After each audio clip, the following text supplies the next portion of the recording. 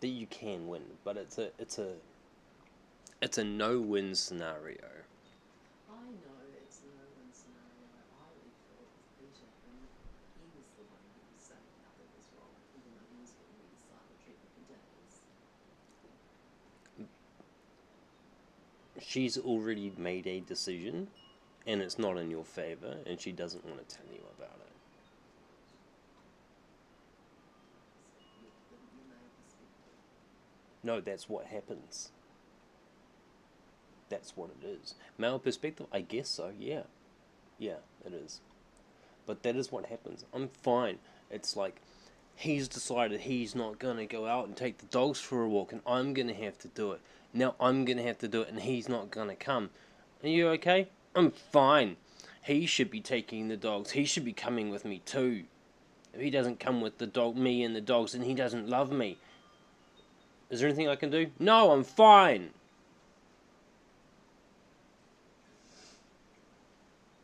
Just for the record. No, I know. It's just easy because it's right there. Yeah. It's absolutely fine if you don't have more than dogs with me. I'm losing this conversation already, and I fucking started it. I actually like it better without you on the dog. Not true. Not true. I just thought it was. You're staying home. Fuck that bitch. I thought it would be funny, but it's not. It's actually mean and hurtful. It's fine. I'm fine.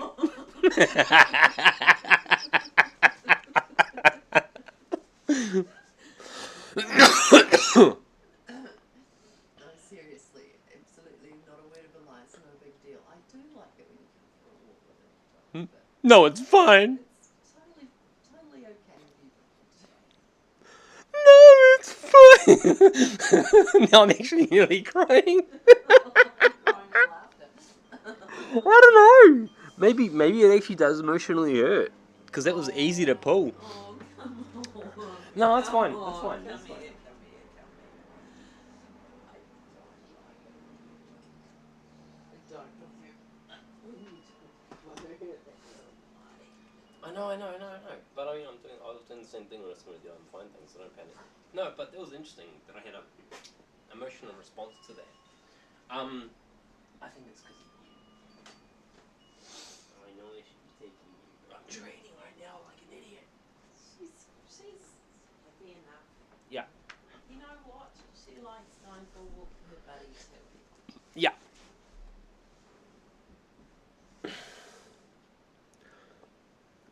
Yeah. So. And you know what else? She loves it when Daddy comes along. She gets to play a lot more. Yeah. I can imagine.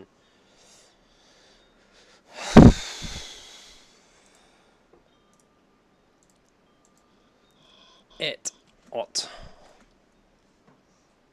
Home at Ot. I'm in the wrong Discord. Got it. At Ot. On. Thanks for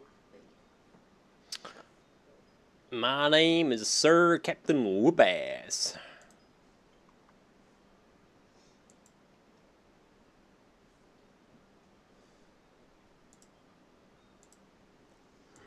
What you gonna do about it? Yo. Bananas. Oh my goodness, I need to close this page. Actually, I need to make sure my subscription is paused. In fact, I should probably cancel it.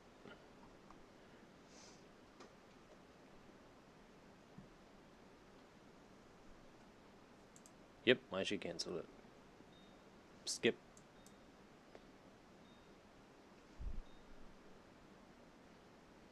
Goodbye. Skip. Skip.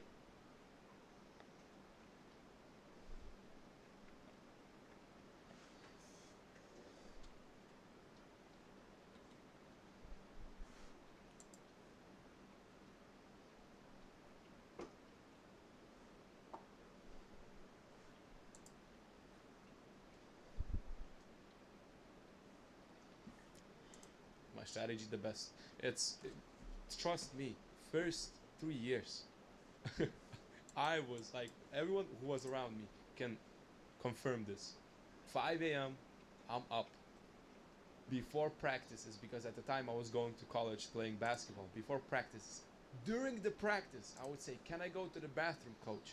I would run out to check on my trades. I was obsessed like crazy about this, and I did so much back testing. I papers left and right. I'm writing down what's working, what's not.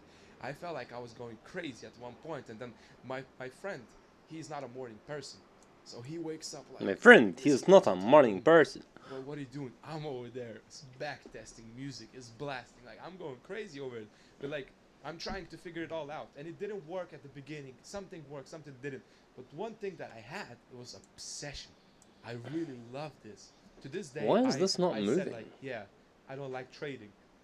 It's a same thing every single day, but the trading itself, the markets, the price, the news, now Trump being elected, and all of this just boils my blood. I don't know if you can say it in English, but in Lithuanian we have a saying, "My blood is boiling," you know? Yes, yes. So I am very, very passionate about trading.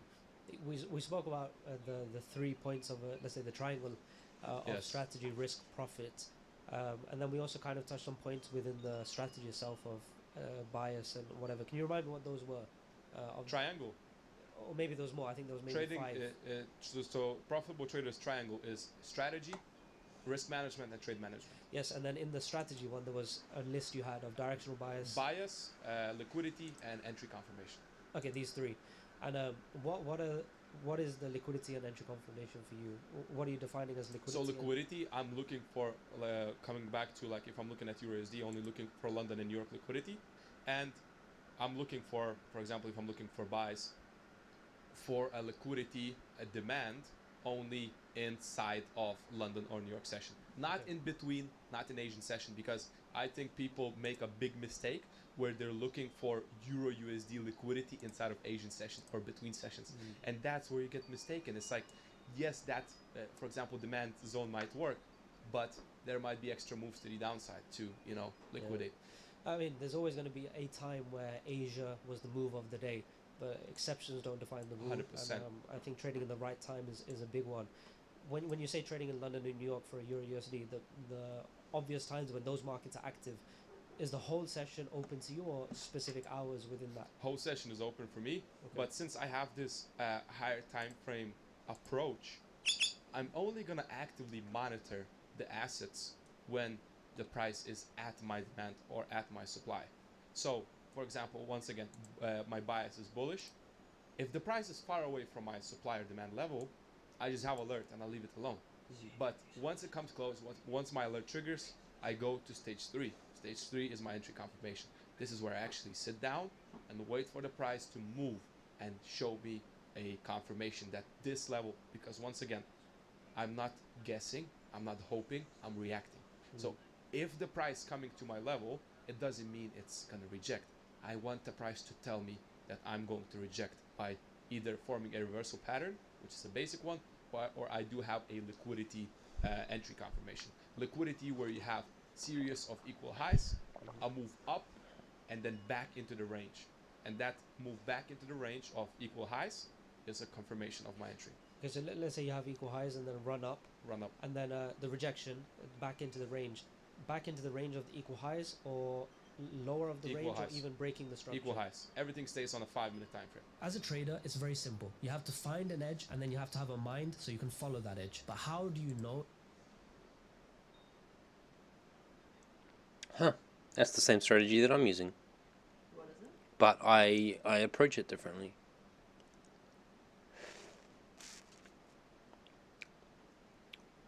But it's the same idea. Huh. Interesting. He's very successful. I had no idea who he was before today.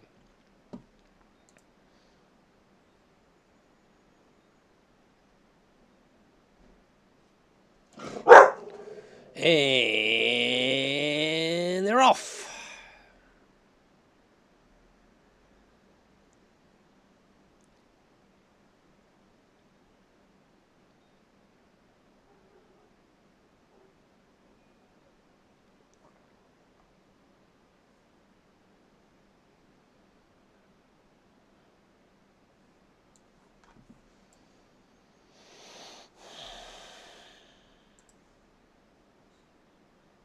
Saturday night at the movies.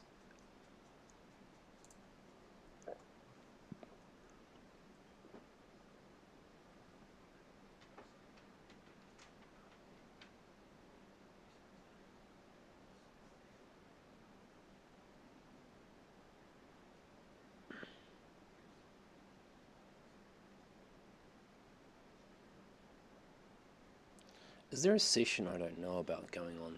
What the hell is going on? What are you talking about? You hear voices. No, all the markets have just stopped.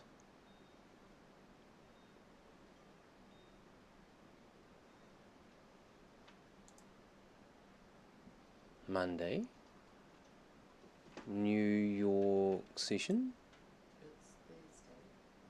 So it'll be there Wednesday. New York just closed 15 minutes ago.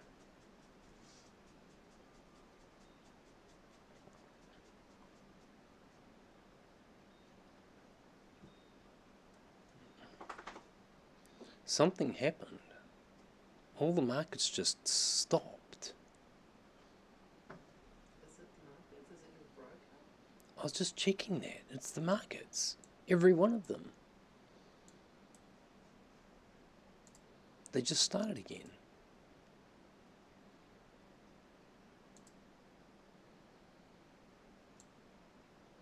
They all chopped for that 20 minutes. I don't normally do the 1 minute time frame. So I probably wouldn't normally notice that chop. That's weird. Well, I know that everything turns to shit at 11 a.m. Oh no, it has right now. It's already done it. It's done it here. It's just turned to shit.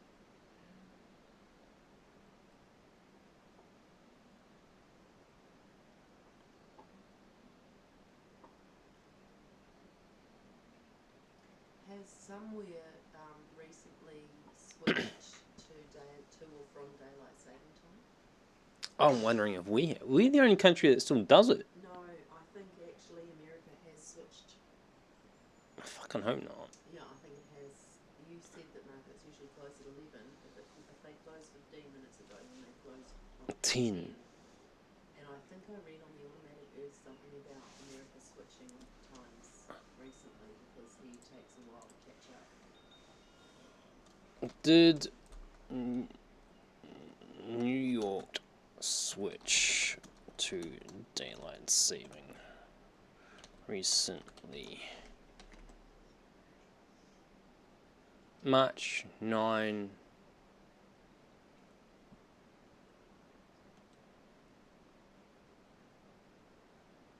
Was it? Clocks were turned forward 1 hour. Which means 11 becomes 12, 10 becomes 11.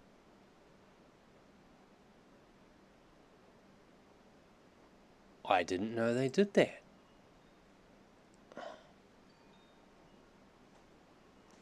Sunrise and sunset become later.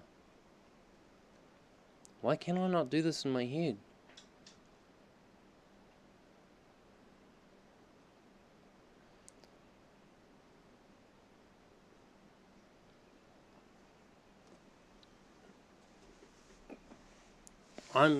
Does that mean that 11 o'clock is now 12 o'clock? Well, Yeah. if they went forward, wouldn't you think so? But our clock didn't, right? We haven't yet. Hang on, I got this. I understand what I can do. I can do this right here. 5 p.m. Yeah. So the session has changed by an hour. So it's now 10 a.m., not 11. Then it closes. Yeah. Because it's now 5:30. What's up? It's now 5:30 p.m. on New York. I have the answer in front of me. So they daylight saving recently. Yeah, they did. Which you need to know. I need to fucking know this. I'm looking at this chart going, what the fuck is happening? Yeah. Daylight saving happened.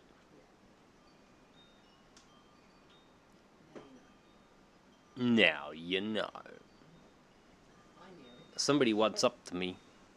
I saw what's up, but I didn't see who what's up to me. Ah! Good morning. It's really funny because his name is Sarmad. The chap that said good morning. Yeah.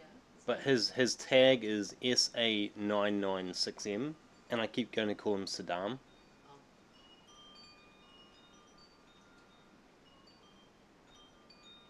How do you say SA99 what? Yeah, it's SADDAM, Saddam. Or Saddam. 996. Saddam. Good morgen. Did you get my Discord ping, did you? After you pinged me on Discord. So yeah, so the market is balked for an hour. So I will make sure I am out of this trade. I am out of this trade. Yeah, I did $1,300 in 1 hour last night. No, in 4 hours, sorry. Wow. Yeah, That's incredible. with my new toy. That's incredible. That's incredible. But I have to sit there and watch it. That's a pretty good hourly rate though for sitting and watching. I can do a 4-hour session. I gotta watch every tick for 4 hours, but yeah.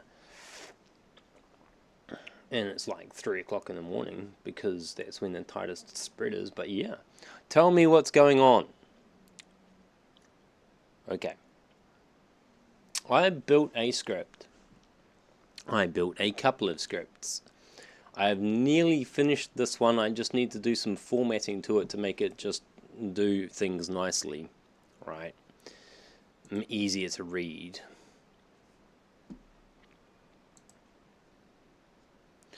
I can't see a fucking thing. I cannot see my screen. Yeah.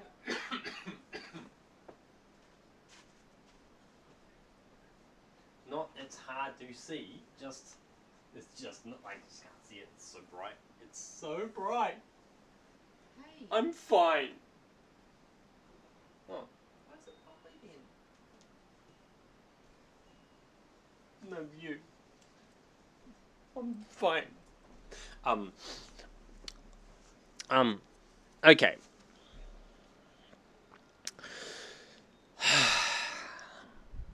Tell me the ma'am I said hi.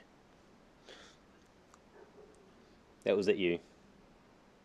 That was at you. Sorry? Tell me the ma'am I said hi. Oh, hi. Kingdom.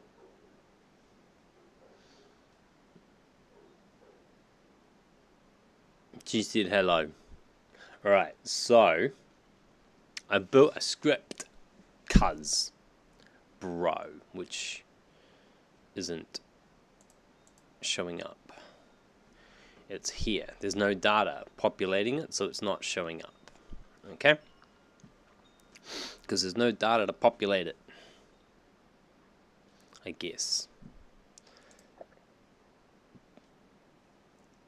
There he goes.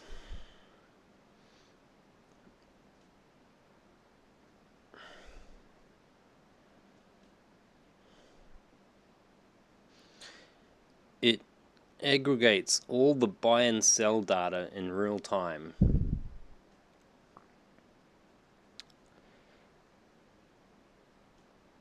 And then calculates that. Pretty much it's footprint trading, yeah. It aggregates that and tells me whether I have an upward or downward bias. And then I trade on the 1 minute time frame.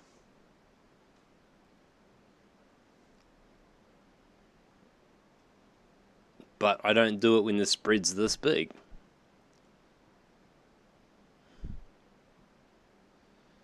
And at $100 a trade, yeah. Because it only works for a minute. It's only accurate for a couple of minutes. No, it was a fluke. Look, I have a rule which I haven't used for a while. I don't trade what I want, I trade what is there. I built this for the hourly, but it doesn't work. It takes an hour to build the first candle. So no. I tried it on the 1 minute time frame just to try it out, and it was too accurate. Well, I just wanted like aggregate data so that I could test it just to see if my script works. And while I'm testing it, don't trade what you think, trade what you see. Yeah, exactly.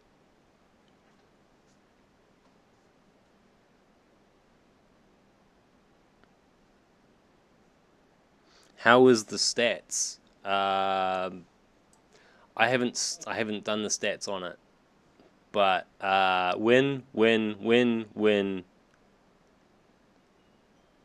loss,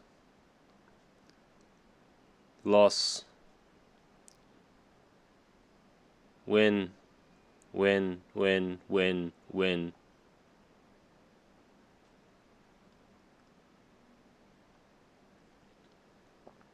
Win, win, win, loss, win, win.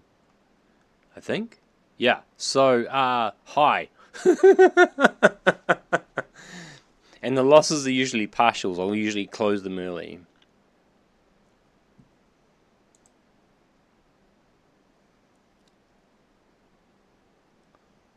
It's over the cross of what? What do you mean? Course. It's 4 hours. It's 4 hours, it's $1,200. I created this account specifically to test the bot. $100 a trade.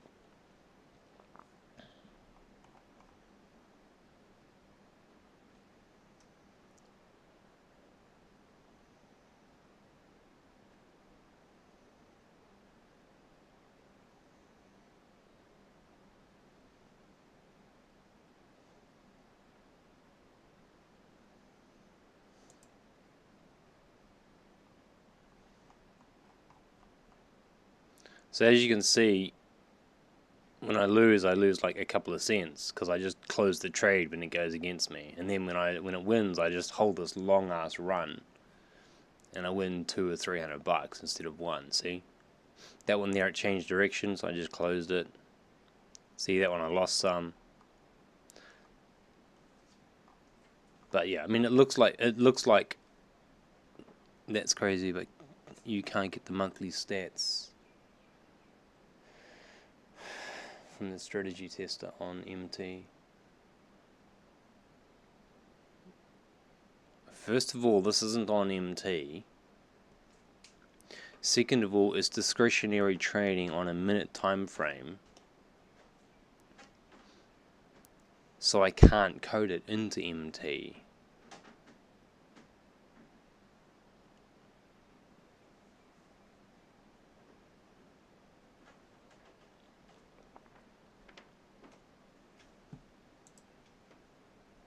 It's literally takes live data and I make a decision based on how long you've been testing it. Oh, it was last night. That's it. And I went to bed. I haven't even finished formatting it all properly so that it looks good. And it's not populating with data right now, which is annoying the shit out of me. That's probably because the session is technically closed. And I have to change the formatting and stuff because right now I have to do that in order to see my target. But oh, can you even see that?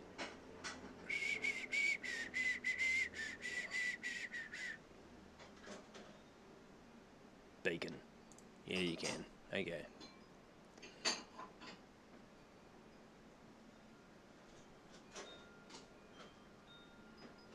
I don't know why it's not populating now.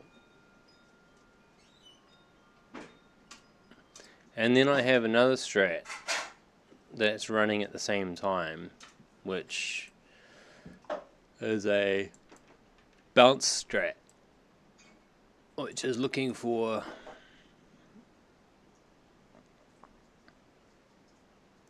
why? Let's go back to hourly. That makes more sense.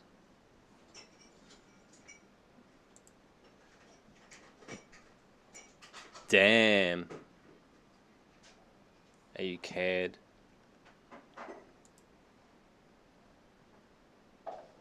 Did I misplace that? No, it isn't the right spot.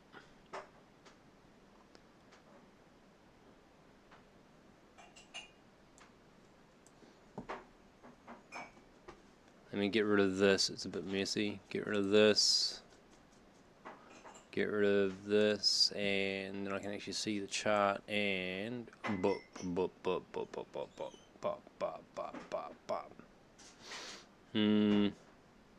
it's fine.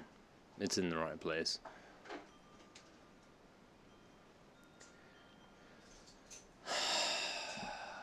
And then with this one, this is the one I worked on a couple of days ago. It looks for repeatable zones. It just looks at repeatable zones. You know what the trend shape is? Market structure, they call it. Right?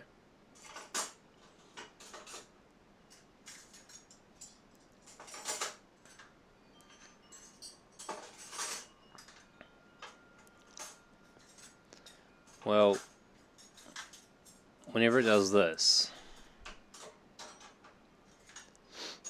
I decide that that's a new high, and I put a new zone there, and then I also decide that that there must be the new low.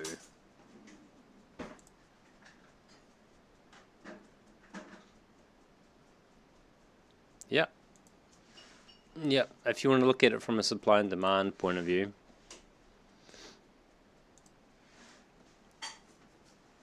if you think about it, using this as a confluence tool with that actually turns it into pretty much an order block flow with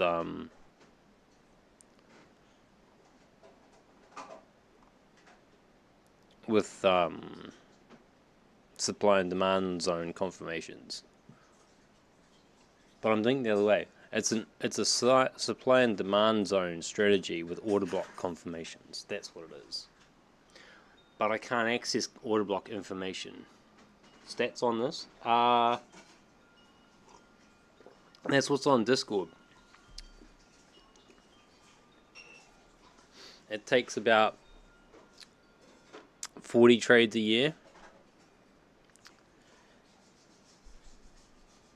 Yeah, it takes about 40 trades a year. It wins 2 out of 3 trades, and every trade it takes like 14% of the account.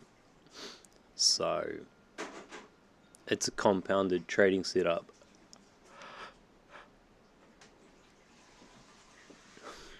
Every trade risks 14% of the account. 14% of the account, man.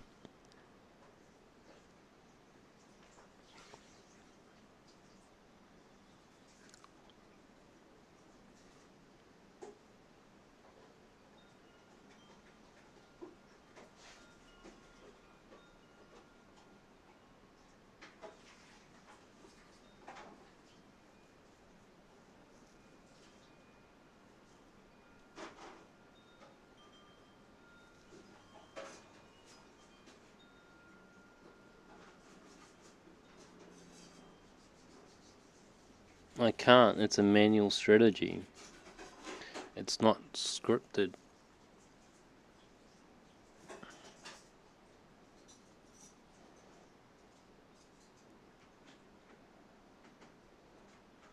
And you need to take money before then, because otherwise they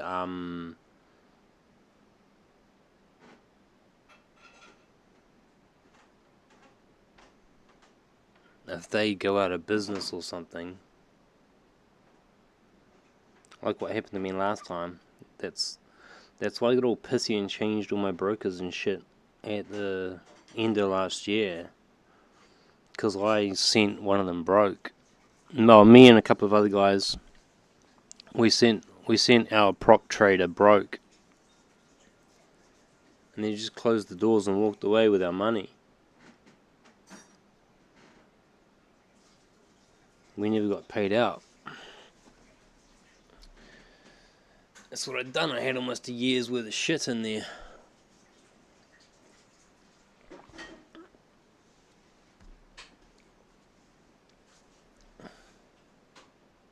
I don't know. That was the 13th of March. That was like fucking weeks ago.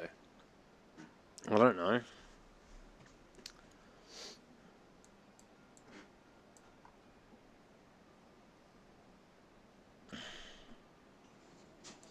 Didn't you have some damn thing you wanted me to work on at some point? You explained it and I didn't even understand what you were trying to get me to do. Yeah, March, you know, like fucking last year. You know, forever ago. You sent a message saying you got 99% or something. I don't know. I wouldn't get 99% consistently. It would have just been a, woohoo, I got a cool day.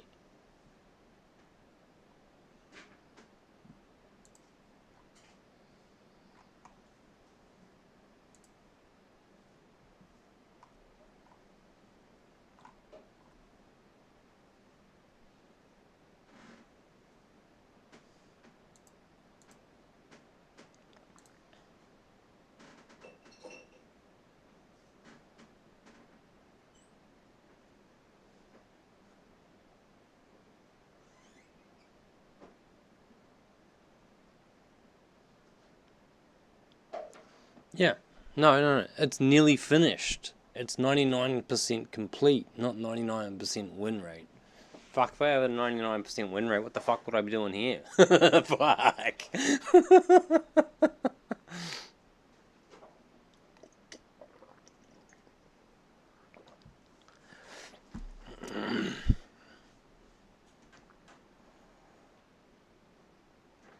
I'd be driving my 1974 Trans Am somewhere. No, that's... Well, yeah, I suppose. It's... There's 4 scripts there's 4 strategies running right now, all at the same time, all being tested at the same time. So, I don't know what you mean. There's too much going on.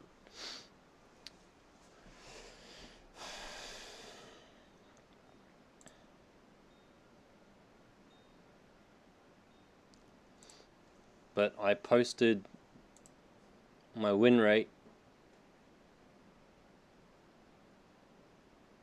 and I posted the settings that I was using and the script I was using to do it, and that's 7005, which is not in use right now because I can only run one script on one account.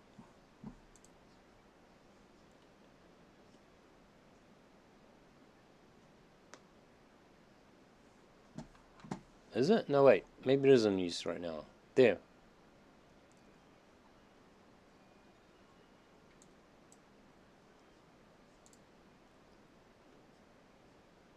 Use percent off account. Yeah, so this is B7008, and that was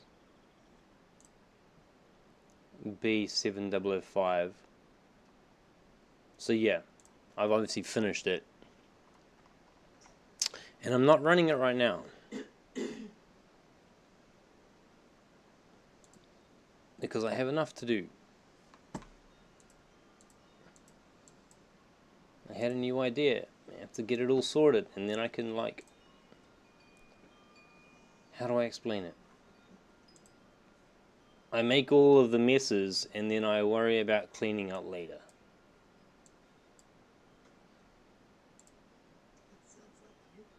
That sounds like you. No comment.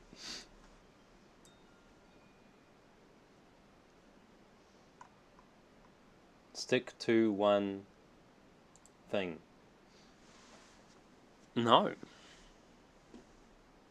Thanks for the advice, but no. That is not how my disease operates. That is not how my mind works. You can stick to one thing. You're welcome to. Unfortunately, that's not how I work. That's not how my brain works. Well, I say unfortunately. Maybe fortunately. I move in cycles, not because I want to, but because that's how my body works. My brain works. It has days or weeks of near manic mania of coding and scripting and all the ideas, and so I get all that out on paper before I run out of steam, because otherwise I run out of steam and I don't feel like doing anything for a while, and I don't. So I get the gotting while the getting's good. And usually if you have something working, that just gives you more steam. So, good for me, I guess. Well, have you ever heard of neurodivergent learning?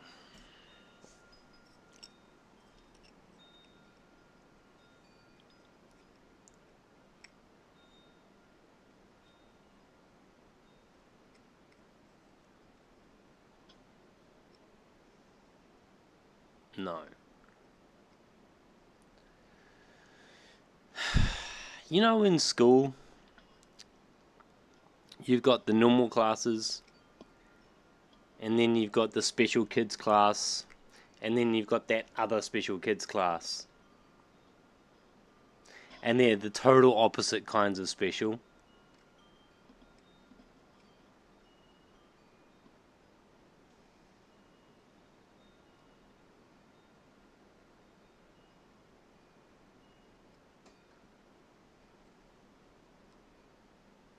Yeah. I was in one of those classes. You can decide for yourself which one it was. Yeah, which one did you go to? I don't know, they just called it special school.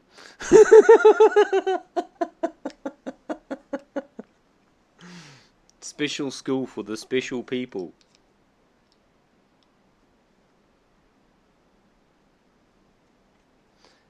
Brandy, you are making the tree shake.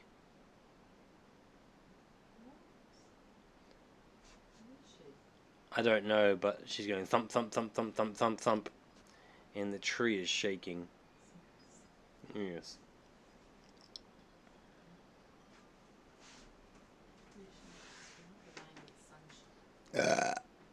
She was on the floor to be able to do that. Oh, okay, so it must have been the pre-jump scratch.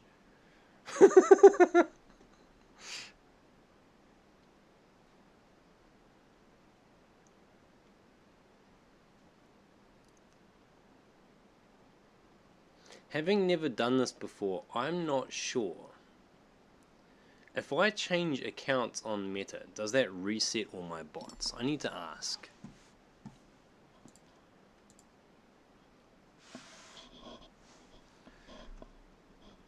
On MetaTrader 5,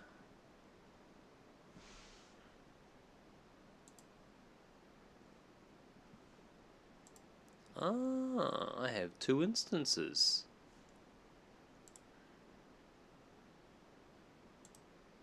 Ha ha ha. That's a new way, that's a better way to do it. I like that way. I might just do that.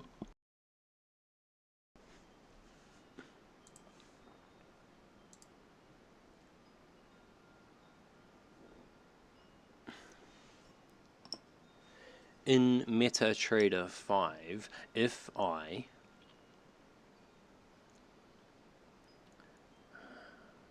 change accounts, does it reset all of my trading bots? EAs.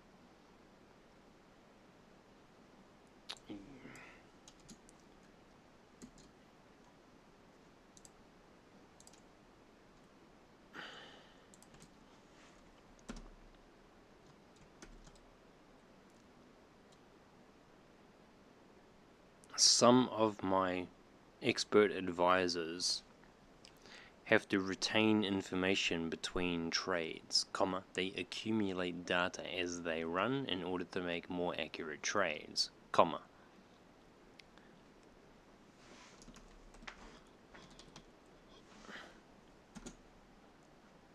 Is this data reset when I switch accounts? Question mark.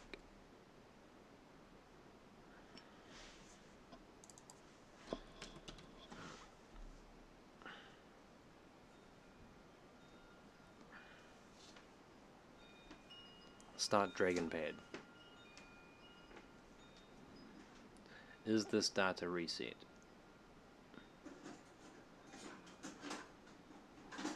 Select data.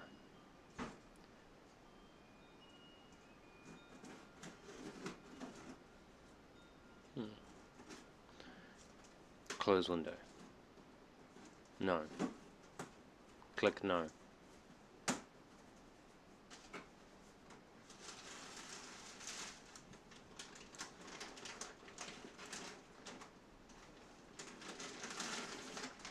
Go to sleep.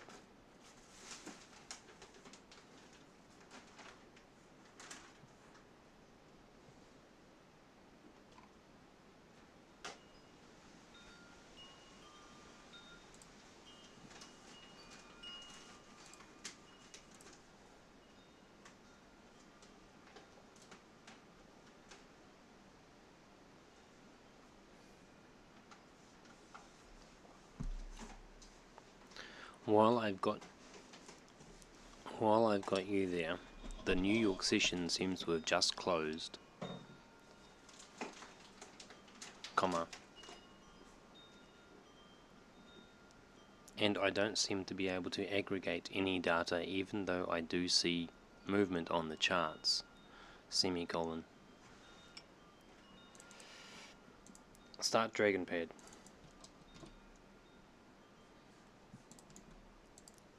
Correct movement on the charts. Movement on the charts. Semicolon.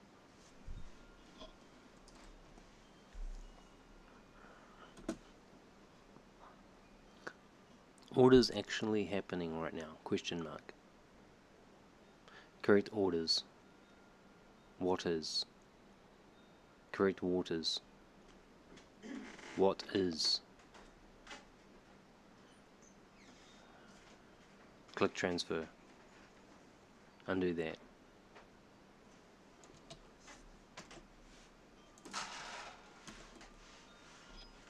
What has happened to the training data on my dragon?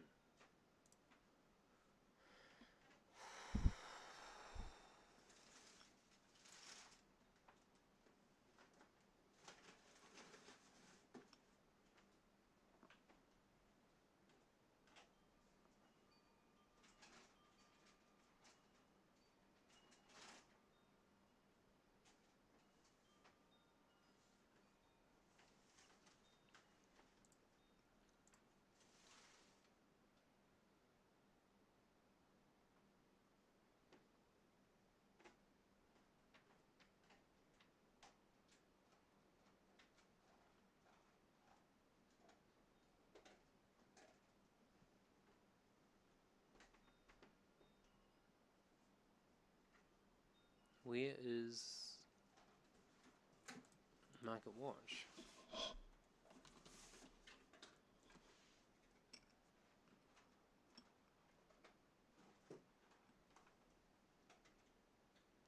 Yeah, okay, that's bad.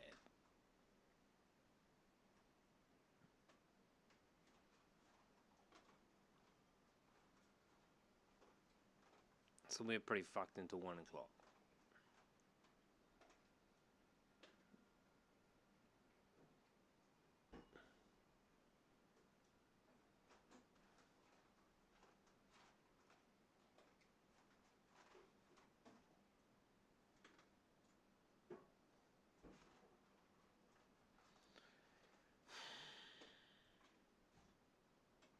Okay.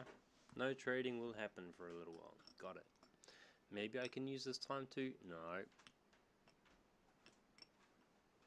No, I can't, because I can't check it. Actually, I can. I can check it. Edit.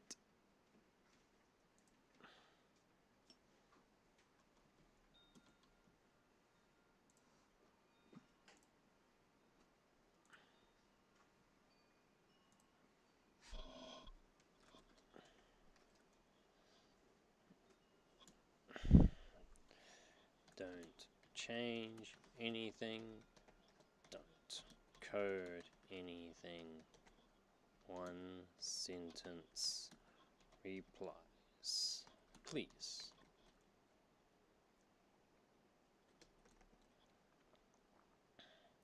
See how in the middle of the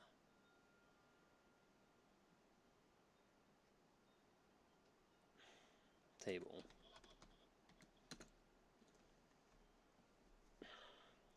there are two percentage statistics, question mark.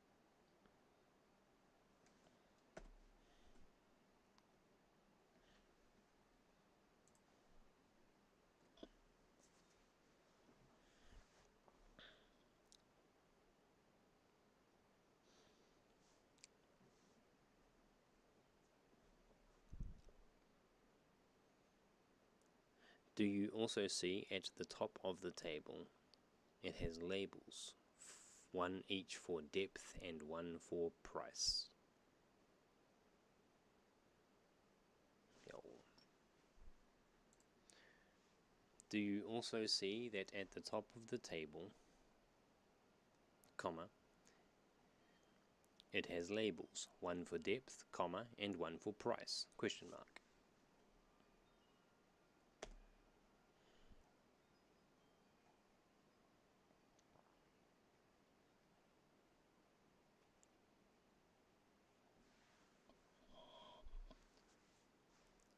I would like those percentages to show up at the tops next to those headers as well.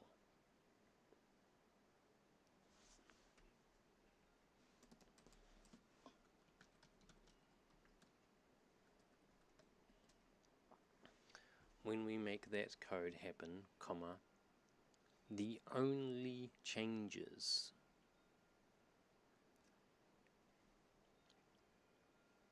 should be an amendment to the strings that draw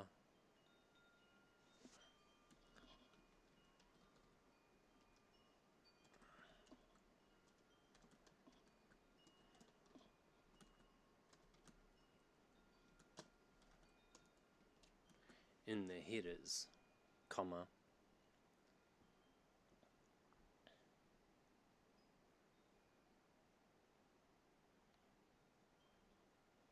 that adds that percent to that header. Full stop.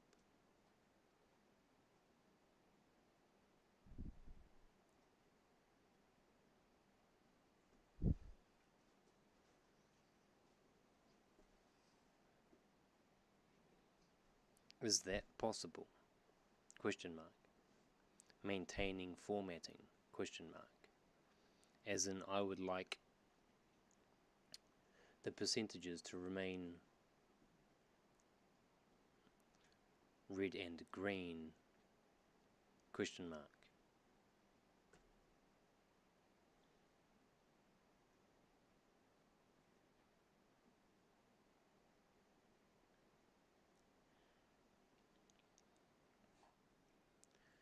Please give me an amended draw headers function.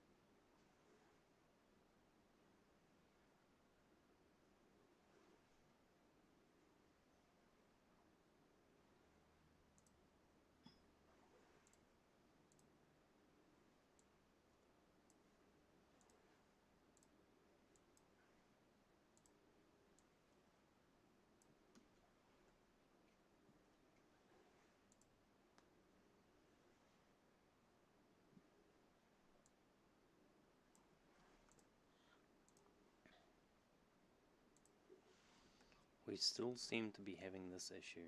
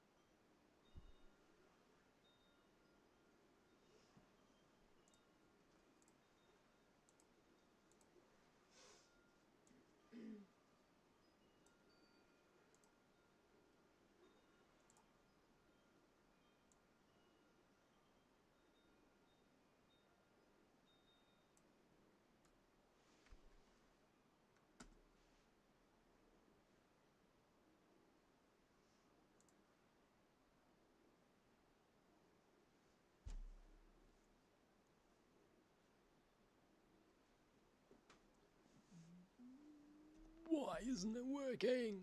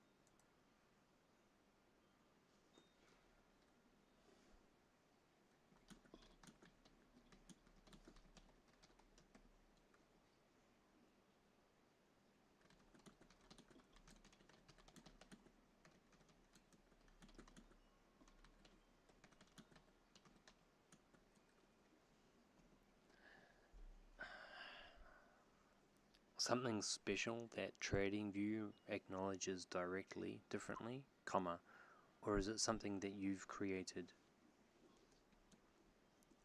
The script has created and added to the table, like a custom function, question mark.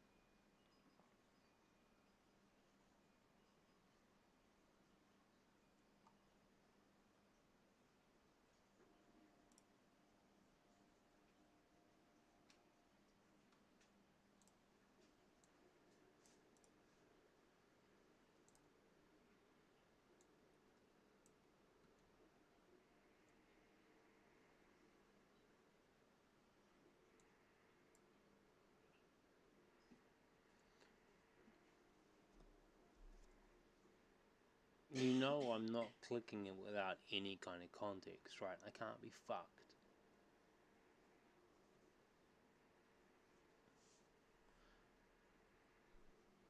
Oh, go check this. I want to know if it's a funny, if it's a music, if it's an educational, if it's a meme.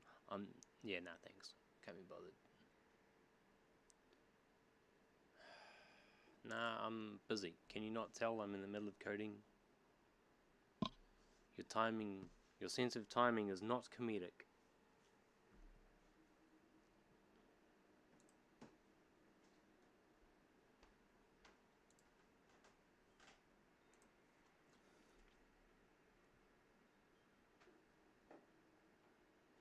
It's okay. You're allowed. Thanks. Note it for later, but right now I'm more interested in this.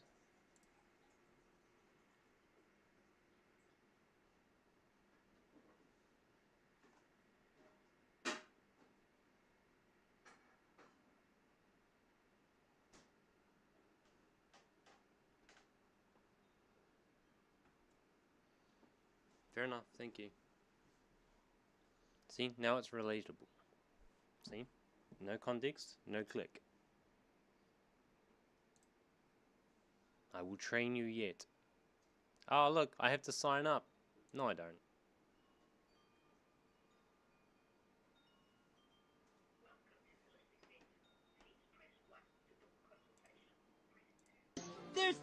You have to, what did he say?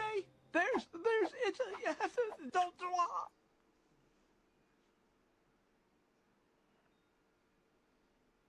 Yeah.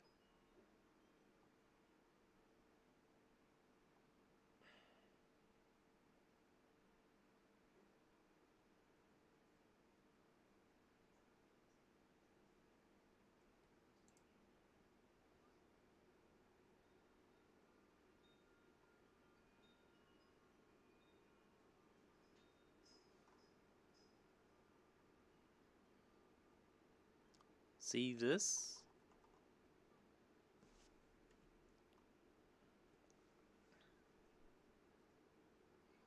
This is the reason why, when I have an idea, I have to ignore everyone else and do my idea. This.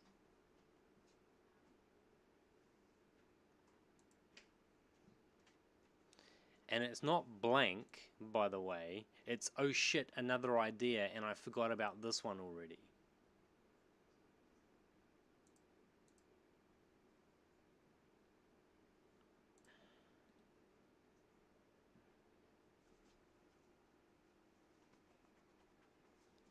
But yes, it's pretty funny.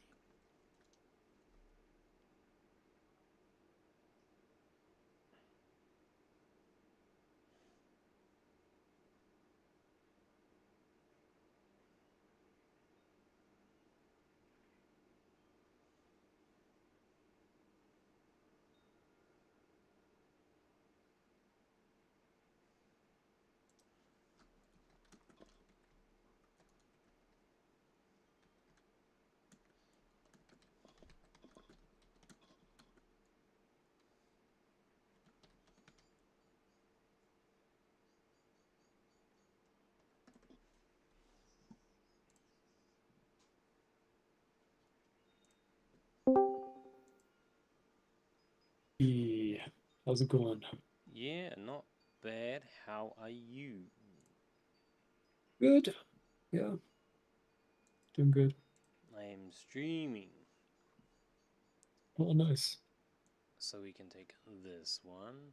But it is weird o'clock on the trading internet, so no trading is happening, so I am attempting to update my code a little bit, Nice.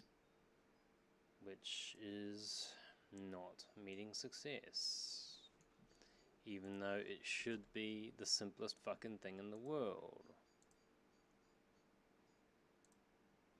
Yeah, that's how it always goes, right? It's always like after you get it, it's always like, oh, like that was like, oh, I was missing a bracket or something, you know, like it's always something like stuff like that, you know. Well, you have a person to talk to besides me. Nah, impossible. I don't believe it. I was just something.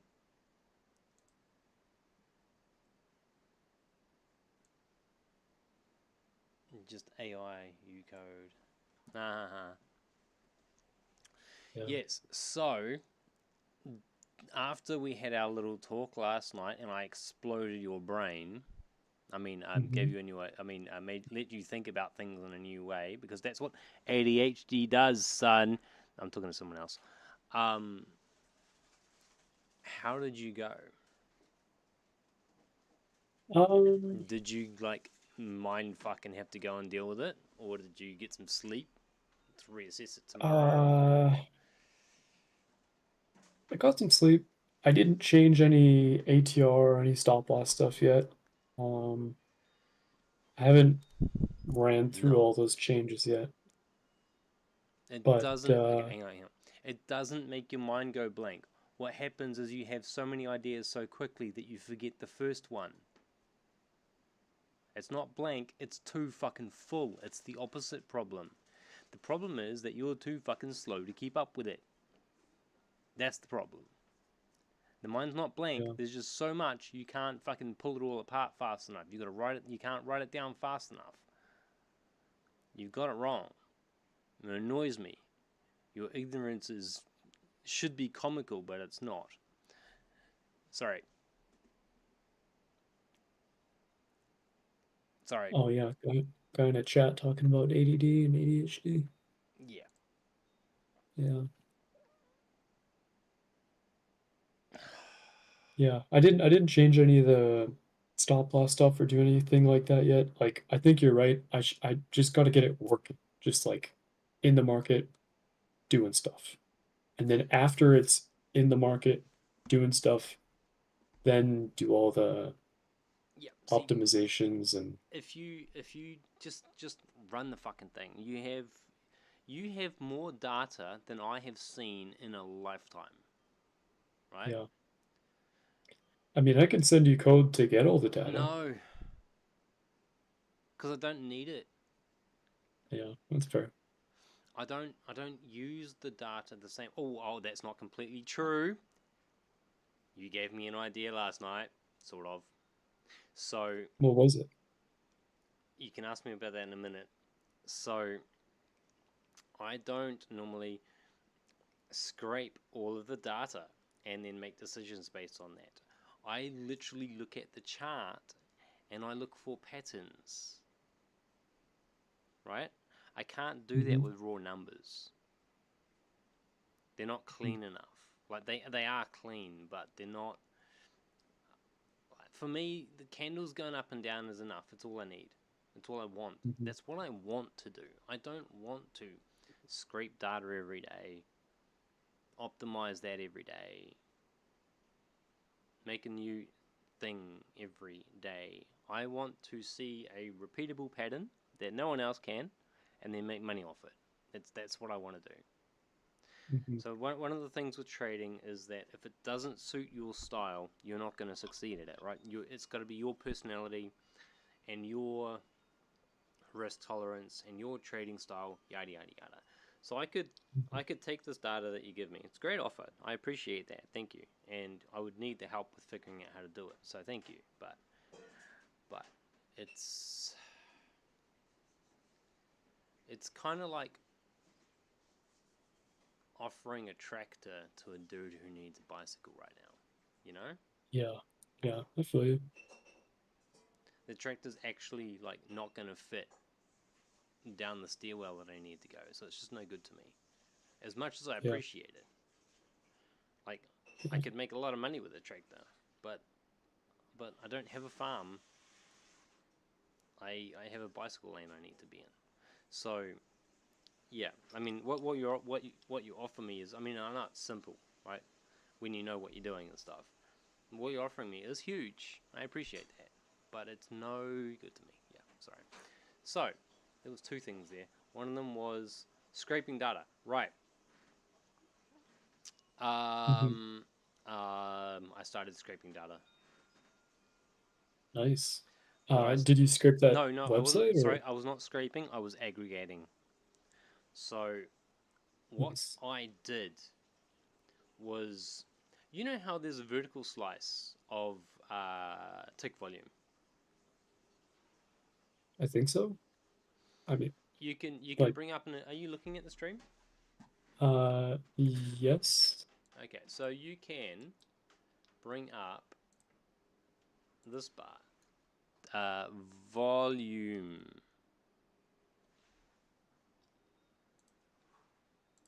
Mhm. See, I can tell how much volume related to the other volume was traded in any given 4 hour period, 1 hour period, Yeah. 1 minute period. Right? Mhm. Yeah. Right. So, this is where it gets interesting. I'm just going to try this because this is meant to be my script and it's meant to be working. And if this works, then it will help me to explain what I'm trying to explain. And if not, then it's just a bug and I'll go back to the other version.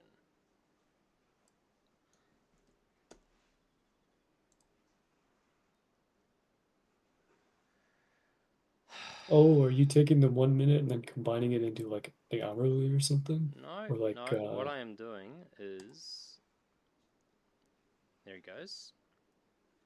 I am taking the 1 minute and I am taking every tick of data and how much volume was traded on every tick. Why is it not collating the information? It was doing it last night. It was beautiful. There it goes. And it collates how many trades were made at this price and this price and this price and this price, and it builds a profile of how busy it is oh, here and how busy it is here. And whichever side is busier is the side that you buy to. oh, shoot. There's something like that. I can't remember the name of it. It's like, uh,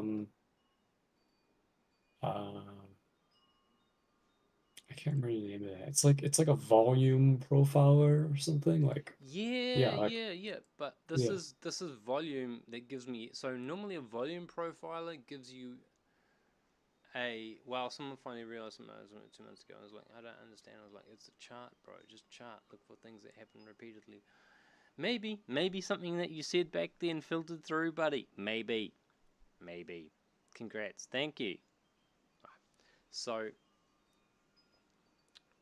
um, Like I've seen ones where it's like a histogram, um, where like on the right side, like that black bar. Like I've seen ones where it kind of forms like a histogram, kind of that's what this does. ver- It's just not like forming it. yeah. It's just, I think we're in like hyper low volumes right now, and it doesn't have enough data to be able to build it out. But there's also, you're not VWAPers, right? Yeah, yeah. I'm not really a fan of it, but you know.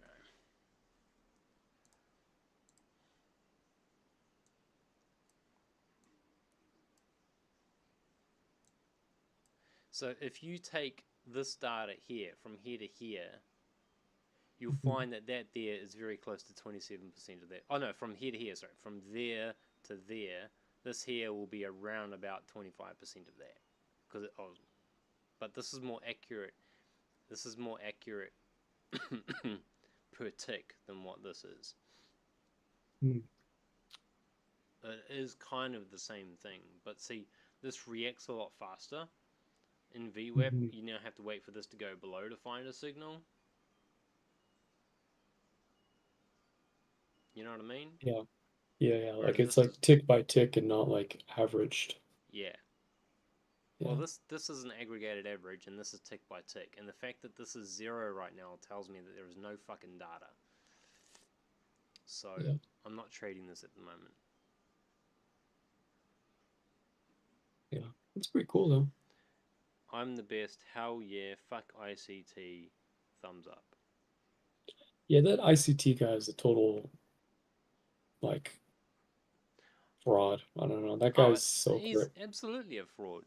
He is Yeah. a self-proclaimed manic depression, which is bipolar disorder, by the way.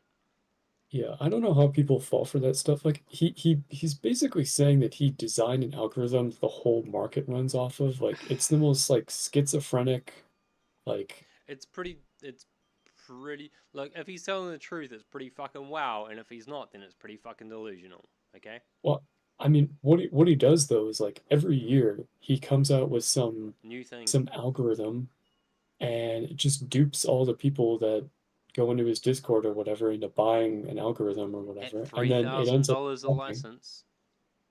Exactly, it ends up sucking, and then he just makes up some excuse for why it isn't working, and then the next year he comes out with another algorithm Yes. over and So over and over again. let me let me let me tell you something that I've heard of ICT for a long time. You can't shit on the guy. He is a genius for doing such a scam. Yes. I mean, fair enough, right? But like So I was just business reading. I was wise, reading chat. I was gonna say the same thing, but I was gonna say it in a much longer format. Um, yeah. So the thing with ICT, right, is have you heard of the Wyckoff method? no, Okay. Do you know the ICT method? no, I've never even looked into it. Like the whole thing about him making an algorithm and all that, that just turned me off of Right. learning anything I'm about the gonna whole I'm gonna thing. explain my theory on this to you because he does have some knowledge in coding. Okay. He does Hmm. have some background somewhere in coding, I Hmm. believe. But you're looking at my charts, right? Yep. The Wyckoff method basically says it's in the this is the ICT method or part of it. ICT fucking gets into the fucking source, but the point is that you have a pull up and a pull back. Okay? Hmm. In ICT, this is called something. What the fuck's it called? Um, it's called a fair value gap. All right, and then he does weird Oh, shit with this. Okay, yeah, yeah, yeah, and he says yeah, that a fair value gap will always get filled, which means that this will come back up to fill the gap. Okay, yeah. I mean, so I've heard people talking about fair value gaps and stuff like that, but right, so the idea is that you yeah. find a fair value gap and you take that trade. Mhm. That's it. Okay, that's the Yeah. simplest version of the explanation. The thing is that ICT, this is the basic, this is super basic, right? Compared to how it actually is, okay? But Hmm. ICT claims a bunch of things, but that method there is the basis of ICT's training or whatever, or it used to be, and that Hmm. is the Wycliffe method and was invented in 1908. Hmm. And it gives it different names and shit, but yes. Yeah.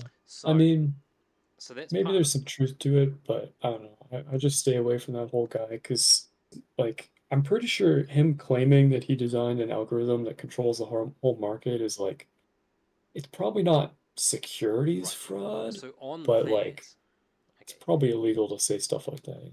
fair value gap is the gap. It's not actually illegal to say that. Fair value gap, I don't think it is. Is a gap of volume, so it needs to be filled. Similar concept in this strat. I explained it to you when I gave you the VP. Yeah, yeah, but the way that you explained it was fucking. I didn't. My brain didn't deal with it. Right. So Yeah.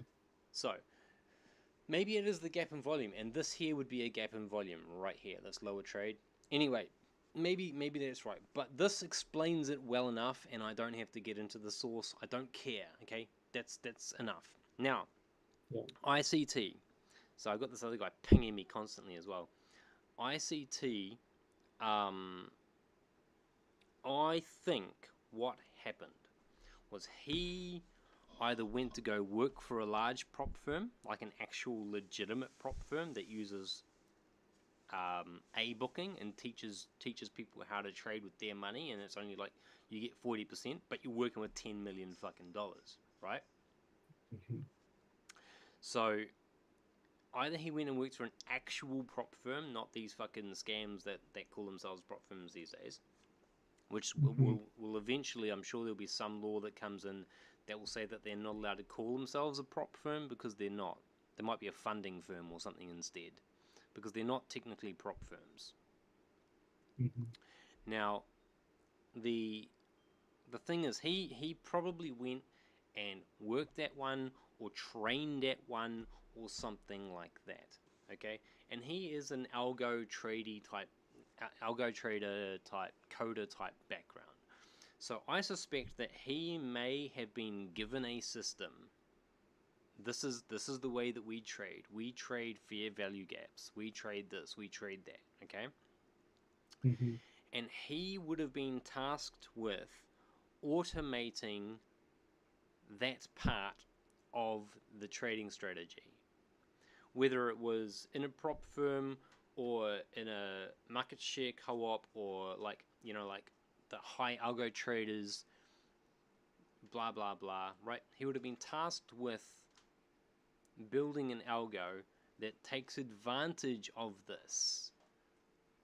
Mhm. And so he would have seen a little bit into the source on how this shit works. Or he would Yeah. have been tasked with something super specific, like how to automatically creating liquidity spikes, right? It would have been something. He'd have been tasked with something to code it, and it would have been his job to catch or create liquidity spikes through code, so they could push the button, bam, liquidity sweep happens, and and they don't have to fucking place every trade by hand, because you got to place 10,000 trades.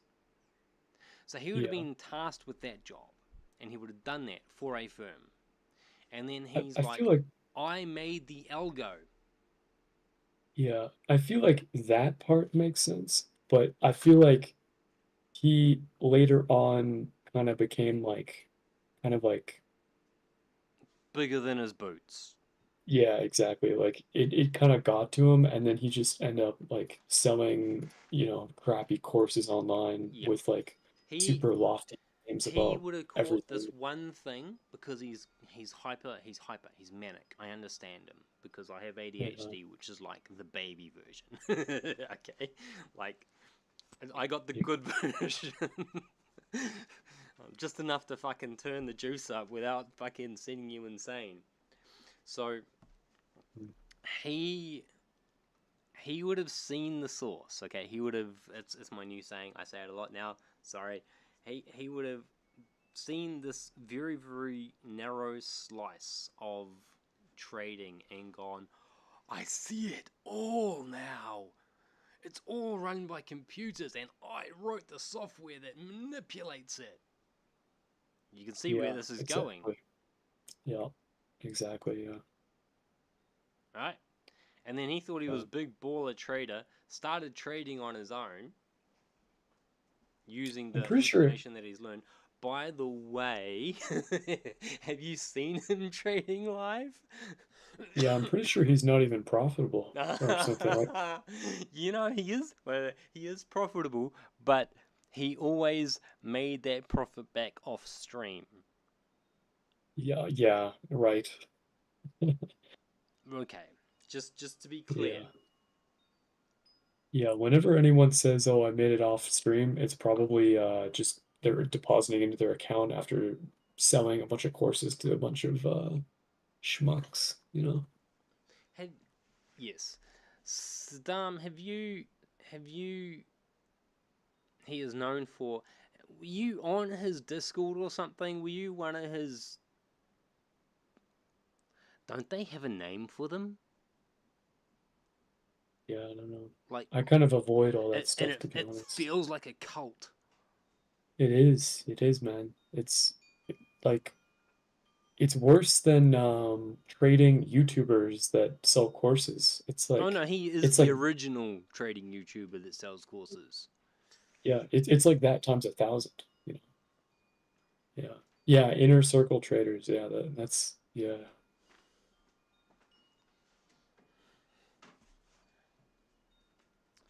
You know what I call them? Hmm. Liquidity. Yeah. No, I'm being a dick. I feel like there's probably not even enough people that actually believe that stuff and use it in the market to like, you know, move it. Like, like there's probably some like hedge fund or whatever that moves the market and then Oh, like, absolutely. No, so what I'll tell you what that is exactly, okay? Um have you I understand that you saw the I run an algorithm and you turned off. I get it. So maybe you know very little about ICT. I get it. I've been exposed to it a lot, so I did a medium dive on them. Um and Sid, Sam out here actually kind of mentioned it. He says here he creates some random shit, talks a lot, and is known for mentioning the good source for like 2 seconds and never comes back to it. So the guy rambles, and the guy rambles a lot, and his videos or his training videos are like 3 hours long, and it's just him talking shit. And he's obviously talking off the top of his head as he's going, and then he's like, oh yeah, so this is how it actually works. I'll get back to that in a second, and then he goes off on his thing, and he never gets to the actual fucking thing, right? He hmm, never actually. He goes, this is the good stuff. This bit here. This is what matters. This is the. I did it in 1 fucking minute over here. Drew this picture. Bam. That was the lesson, right? He will go on hmm, about how fair value works and what the, you know, trading volume is important and there was an algorithm that was supposed to do all of this, but I figured out how to counter it and but he won't actually explain the logic. He says, "Oh, this is the thing, and I'll show you how it works in a minute." And then he goes for 2 hours not explaining it. yeah. It's like he's like content farming, trying to get like viewer engagement on YouTube. He's just like, Maybe, yeah, maybe. I you haven't know, actually sat through one of his 2 hour videos, so I couldn't possibly comment. But the problem yeah, is that that's his training format. How do you think he manages to create courses all year long? Yeah, that's how. Okay, so yeah, the thing with that, and you're both on the same page as me here, clearly, is he is. I'm about to lose it. I'm losing my thought. Fucking braining. I'm about to fucking blank. Fuck you. Um. Yeah, he goes on about the source. He says he's gonna. Oh, that was it. He says that he is about to get to the point, and he never does. Now he does that for 2 hours, and the problem is that it makes it very difficult to learn his strategy hmm, because he never actually gives you the strategy. He's like, "Oh, I'll tell you the strategy in a minute," and then carries on with all of the anecdotal shit that doesn't matter. hmm, So yeah, the students that can sit through his shit and sift through it go, "There's good information here. The system works." But even they go, "But it takes a fucking year to figure out what he's trying to tell you, yeah. I don't know. and it's three and a To be half honest, grand a year." yeah, to be honest, I would never, ever, ever, ever, ever even like associate with that. Like trading YouTube and trading, like anyone selling a course on literally anything is I just avoid them like the plague or something. Like if you have to like pay for like information, then I it's like I would be yeah, inclined to. I wouldn't try and do it myself because I suck at making videos, honestly, and training videos. I try it and I go back through them and I'm like, fuck, I'm bored. So, mhm, but there is all that information is there out there for free. It is available. But yeah, getting good information, finding finding the good information and filtering out the bad is fucking hard work. yeah, Okay. The more you do and the more you learn, the easier it becomes to see, and you become a great trader if you can survive long enough because you've seen what doesn't work 10,000 times. and you've seen what does, and you learn to filter it very quickly. Mhm. If you could shortcut that process by paying $10 to watch is it Udemy Academy or something? You know, maybe $100. Would I recommend that? Yes, but the learning from seeing it, all the scams and all the bullshit and all the shit doesn't work, is more valuable than the course. Yeah, I would never pay any money to anyone for any information. Like I'd pay for data, Yeah, I was like going to to say like a you would, broker, but yeah, different things. but When like when I it comes wouldn't to pay for. education, all that education is available, but getting Yeah. the here's the 5 minute fucking rip off her undies and go for a quickie version, you know, as opposed to you've got to take her out on a date first, you've got to get through 3 dates and survive this shit. She's gonna fucking shit test you in the meantime before you figure out how to get the undies off, you know. Yeah, Like exactly. when all you want is the undies off. Like I don't want a relationship. I just want the woman. Like Yeah. sometimes it's just easier to pay for one. Yeah. Yeah, that makes sense. Yeah. The problem is that everyone's going on OnlyFans and paying to watch a screen. They're not actually, you know, they're not paying a woman. So instead of terribly funny analogy, but for some fucking reason it works beautifully. So without going through the process of learning, without going through the process of dating and building a relationship, right? Mhm. You can pay for a lady of the night for a night, but what have you actually learned about relationships and dealing with other people and having a robust system that works over time in a variety of markets or with a variety of people, you know? Mhm. Yeah. So that is the school of hard knocks, but if you can survive that for long enough, you can,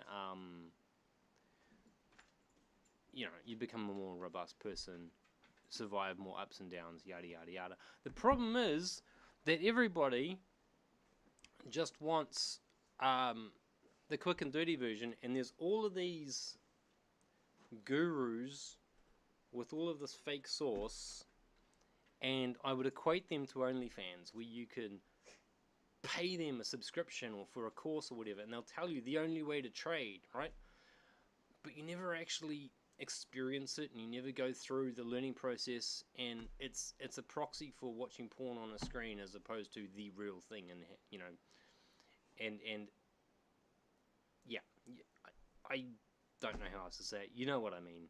You know what I mean. Yeah, yeah, yeah. I'm picking up what you're putting down. Yeah. I don't know. I just hate trading YouTube in general. That whole thing just kind of sucks. Like, Have you seen Steve, my friend Steve? Oh, his um, name is Iman on oh yeah, YouTube. yeah, yeah, yeah. I've seen Iman. Okay, Iman and this other guy named NeuroTrader are the only two that I actually um Let me show you a guy I found yesterday, and I like him a lot. I like him a lot. what's it called? I'm gonna have to go find it. It was like Jonathan Gray something. Is it Graham? Nah, it was long. It was Gray Munder. I don't fucking know. Was it Jonathan? Was it? Um, yeah, I don't know. I've never heard of him.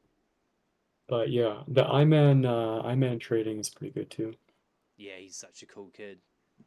Yeah, and the best part about him is Jason he doesn't Greystone. sell anything. Jason Greystone. This guy, this guy, this guy. Like, he's not exceptional. He doesn't have these mind-blowing new concepts that will explode your brain and make you think about the world in a different way. But they're kind of like, the ones I've been watching are like Trading for Dummies. But he explains shit real clean, and it's just sauce, and it's It's good. It's just he's so good. Yeah, He's I'll check him so out. good. Yeah, Yeah, I can just grab the link. Although he's one Google search away, but yeah. I searched him up. I searched him up. Yeah, he's got some interesting stuff here. you know, and his titles are a bit clickbaity and stuff. Hmm. But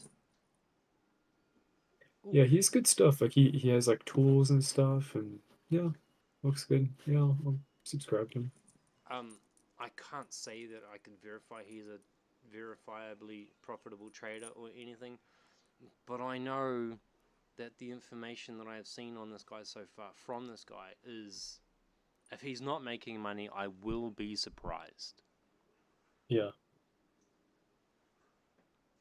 You know, and normally when you see someone on YouTube, you're like, if he's making money, I will be surprised. yeah, exactly. Wait, no, actually, it's if he's not selling a course, I will. Up there it is. Looks like that real estate good. No, he doesn't. I know who you mean. Graham something or other. Nah, no, he doesn't.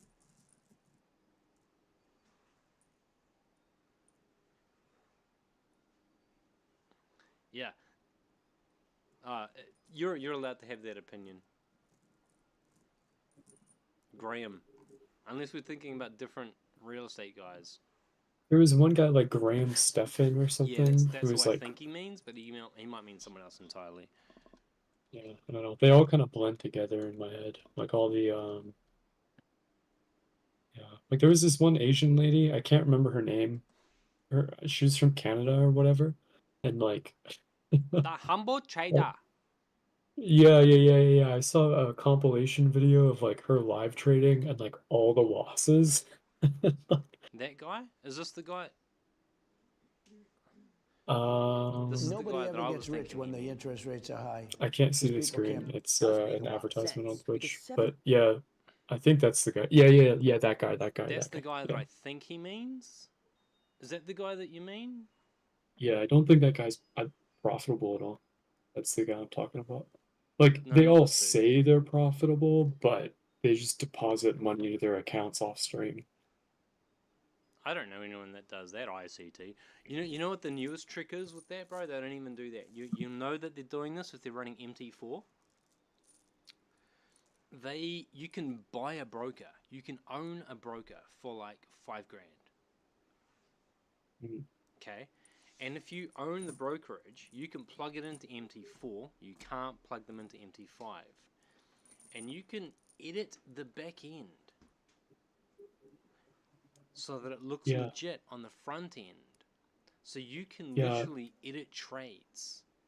I've heard of people doing that too. Yeah, I saw one video breaking down this one guy and like he was using a like I think he was using MetaTrader, but he like swapped out his like report, but his editor who was faking his trades missed a single frame of the video like Yes, in I scene saw that transition. when he clicked go live. Yeah, yeah, He missed a exactly. frame on the video, and the frame showed his demo account swapping out for a real account. Yeah, I yeah, saw that. I saw that video recently. yeah, Imagine getting called out because you missed one frame on your fucking cheating fucking video. But yeah. Pretty crazy. then again, if you went and watched the cheating in Trackmania videos the other day, then Oh yeah, yes, and you will understand because yes, yeah, because that's what they yeah, do, man. Like frame perfect skips 3 times in a row on yeah okay, good luck. Doing it once is big enough. Doing it 3 times in a row, yeah, okay. yeah. There's some pretty crazy stuff out there. Yeah. Yeah. Not this dude, a blonde dude. I don't know who you mean, but I feel like you might mean that guy that talks about Carnegie shit all the time. The guy with the salty coloured beard. fuck's his name? I don't like him very much. The 10x by 10x guy.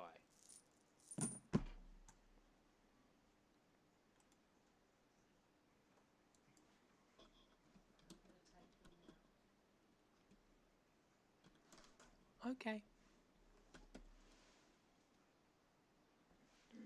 That guy. Is there any other one I know? Grant Cardone. Ah, that's what I was thinking, Carnegie. He's one of those. Yeah, pull out of a Rolls Royce with a Yeah, briefcase of money cash is kind of useless guy. until it is used. Right. $1 billion or one. Yeah, I don't like private him. jet and I think he's probably legit because he's in property and shit, right? I think he's probably legit. yeah, He's just. He's asinine. I hate yeah. him. I don't like it. Like anyone that flexes their wealth is, you know, like all the people that flex. I feel like they just do that to sell their courses. You know what I mean? Yes. So did you see the thing on ICT's monetary timeline? Oh, no idea. Why is this not populating data? I think I'm gonna have to go back. So, um,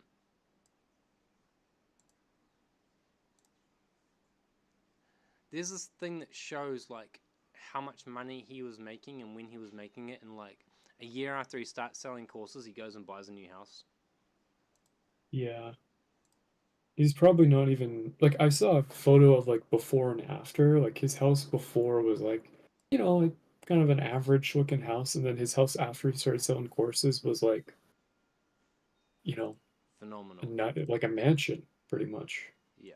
So I don't know. He's probably like if he had a super profitable strategy and had a super like I mean maybe his strategy does work or whatever, but like just rationally, why wouldn't he just implement his strategy and then buy a mansion using his strategy instead of buying a mansion after selling a bunch of courses to people? You know what I mean? Like it kind of calls into question whether or not the strategy on a long enough basis is actually profitable. Because like if it was profitable, just use the thing and buy a house. Like shouldn't have to sell courses to buy a house if it all works. You know what I mean? Yeah. In saying that, selling courses is significantly more profitable than losing at trading. Yeah, I mean that's fair, and it's probably a lot easier too, because like you don't actually have to really do anything. You just create the information once and like spread it or whatever, and like marketing. But still, I mean, like if it was a super profitable thing, like he should have been able to buy a house using his trading and not buy a house using his Well, you the other know, thing is, I watched a video courses. yesterday on the SMB guys, right? And it was a veiled ad for SMB, right? Hmm. So, do you know the difference between prop firms and actual prop firms?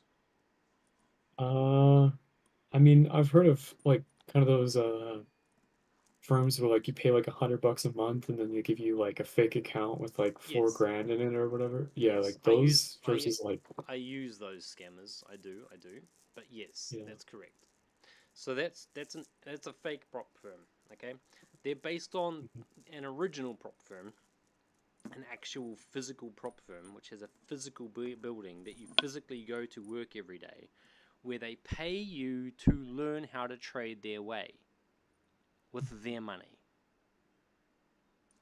That's an actual proprietary firm. Yeah, they're not just trying to farm a bunch of Fees, monthly fees. Yeah. right? They So kind of want you to fail, to be honest. yes, they do because their money comes from your failures. You buying new Yeah. accounts. I've been banned from them before. I have run a couple broke. I've run one broke. Yeah. Me and 11 other guys. We created a circle. We figured out how to manipulate the prop firm system, and they had to change the way that they do their numbers because we could, yeah. Yeah, we could bet big and beat them really quickly. It was really cool. Anyway, you only had to win 1 in 10. So, as you can imagine, they went broke. Anyway, yes. So that's the difference. Now, I can't remember what I was going to say. I can't remember what we were talking about. Difference between real prop firms and kind of the And the modern fake ones, prop yes, but I firms. can't remember what the point was going to be. Like, I needed that differentiation made so that I could make a point. I mean, Lost it. Blank mind. Fuck you. Fuck you.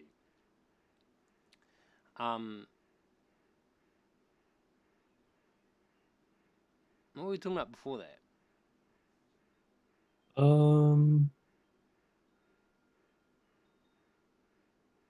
Yeah, shit happens.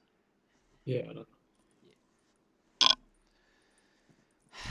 Alright, so how did your shit go yesterday then? Last night after we talked? Because know. I kind of maybe like hurt your feelings a little bit. I mean, helped you figure something out. No, it's all good. I never even thought of all that stuff though, like with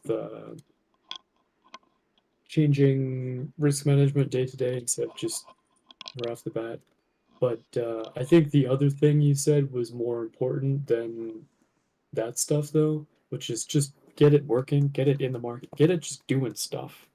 And then after it's doing stuff, can, work on it and improve it. And, like it's better to have something to continually work on than just have something sitting in the sidelines not actually trading, Oh yeah. just like paper I mean, trading. even if it's a demo account, because if it works, it's going to work over time, and if it doesn't, Yeah. it's gonna if it doesn't work over time, you're going to learn really quickly whether that system actually works or not on a live market. Yeah. Even if you're using a demo account, right? If you run it and it goes broke, and you run it and it goes broke, and you run it and it makes money, and then you run it and it goes broke, it's like fuck, maybe it's not as good as I thought it was. But you're able to Yeah, learn from it and iterate. I have a feeling that it's gonna be like that. Like I think the backtesting returns are too good to be true, to be honest. Like I think the environment of the backtest is not the exact same as the environment of real trading. So there's gonna be slippage, there's gonna be, like I have the commissions set to be a fixed dollar amount that's kind of similar to what I'm getting in real trading, but like the Hello, New commissions are York. going to be slightly different. There's going to be all these different, variables that are not like, Yeah, look, yeah.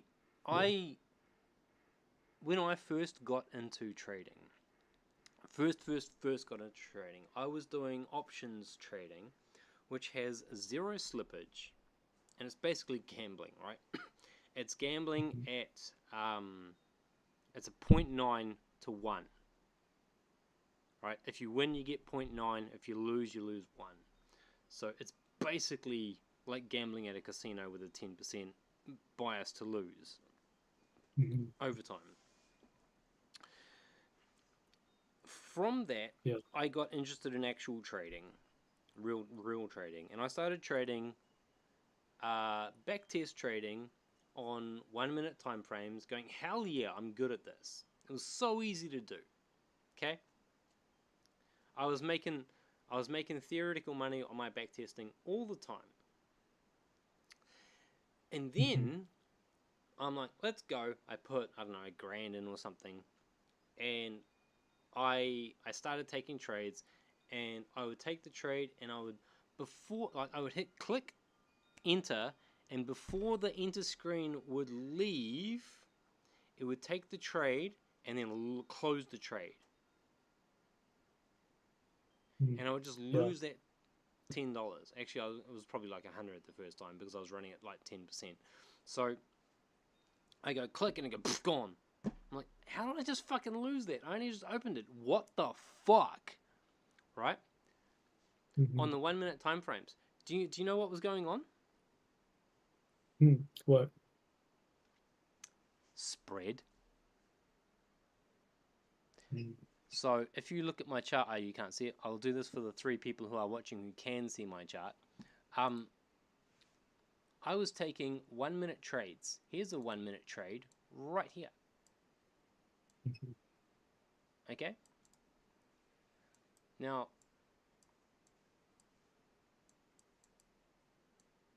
here's a 1 minute trade right here. This trade here. Okay? Let's get this all big. Right. Let's say I took this trade. At the bottom of this candle, it closed, and then I wanted it to come down to here, and it comes down to here, and I win that trade, okay? But you might notice that my scaling says that I haven't won that trade. The reason why is because my stop loss is here, and when I take the trade, it takes the trade here, and it's got to run all the way back to here before it breaks even. Ask and bid. Spread. My trades were this big, and the spread was this big. So as soon as I hit go, it would just qualify the trade and close it out because I hadn't even hit my spreads yet. I was over my limit of my spreads, I mean. And then I didn't understand what the fuck was going on. I lost a whole account trying to figure out what the fuck. I didn't know that existed. I'd never seen it before. And until I traded for real, well, this was with live money, but you know, demo account money would do the same thing. I didn't know that that was a thing. I didn't know that was something that I had to account for. And my 100% bulletproof works every time on the minute time frame candle system didn't work anymore. Yeah. But I was hooked. Yeah. Like, I don't think spread is going to be too crazy because it's swing trading. So, like, the trades happen over, like, 3 days instead of, like, Oh, you should be fine. 1 minute. But the thing with that is simply, like, you've got to remember that you've got to account for spreads in your money management and risk management system. Yeah. And you don't really have one. I mean, the risk management part, I mean, I have like, code-wise, it's like 1,500 lines of code for the risk management. Like, yeah. Although getting market data for the spread, I don't have access to the data on what the historical spread is. Yeah, and So spreads can change depending on the time of day too. yeah, like it'd be nice if I had history on like, oh, at exactly 1 p.m. on December 3rd, 2020, the spread was exactly this. Like, you know what I mean? Like it'd be nice if I could look that up, but you know that data is expensive. I can tell you how it works. I can tell you how spread is calculated. Isn't it just order book stuff? No. I'll give you the general. It's not how it's done, but I'll give you the general rule that actually fucking works. Okay. And I'm looking at it right now.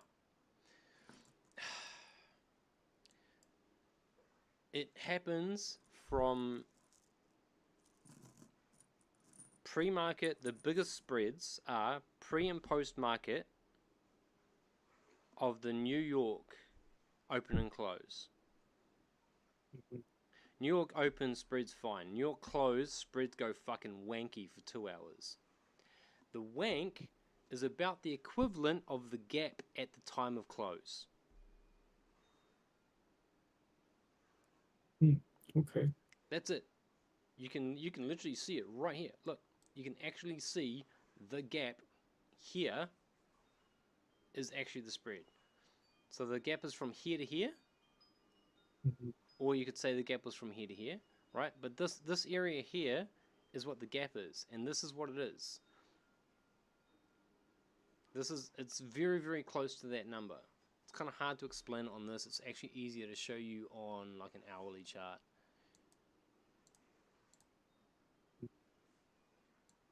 Yeah. Right, so on the hourly chart, I'll zoom this up a little. We have a close here to here. Oh no, this is actually normal, and then this goes here. You can't even see it.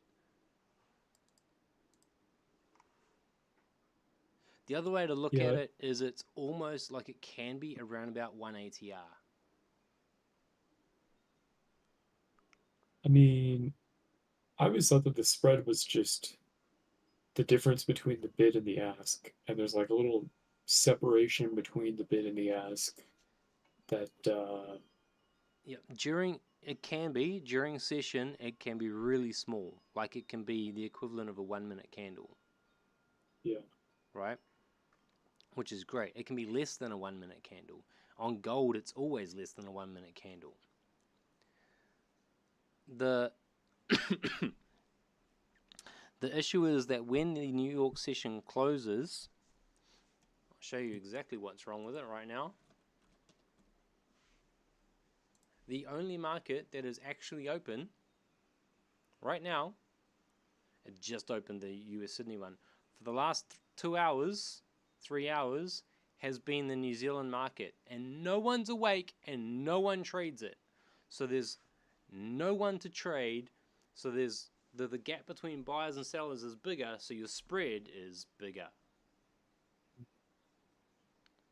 Okay. And I'm talking like hundreds of times bigger during this period. This is like right now I'm talking shit and coding shit and stuff and not bothering and not really looking at my trades and stuff because there's nothing to do here and because I will just get destroyed by the spreads. Yeah. When we get to about here, about 2 o'clock in the afternoon, shit will come right and the spreads will close up again and I'll be able to like actively trade. My trading systems are set up in such a way so that I can survive the spreads. I have bigger gaps. It means that I have, because my tolerances aren't as tight, I make less money. But on a given trade, right? I would make less money. But I don't get stopped out as much, which means that I actually make more money in the end. Okay.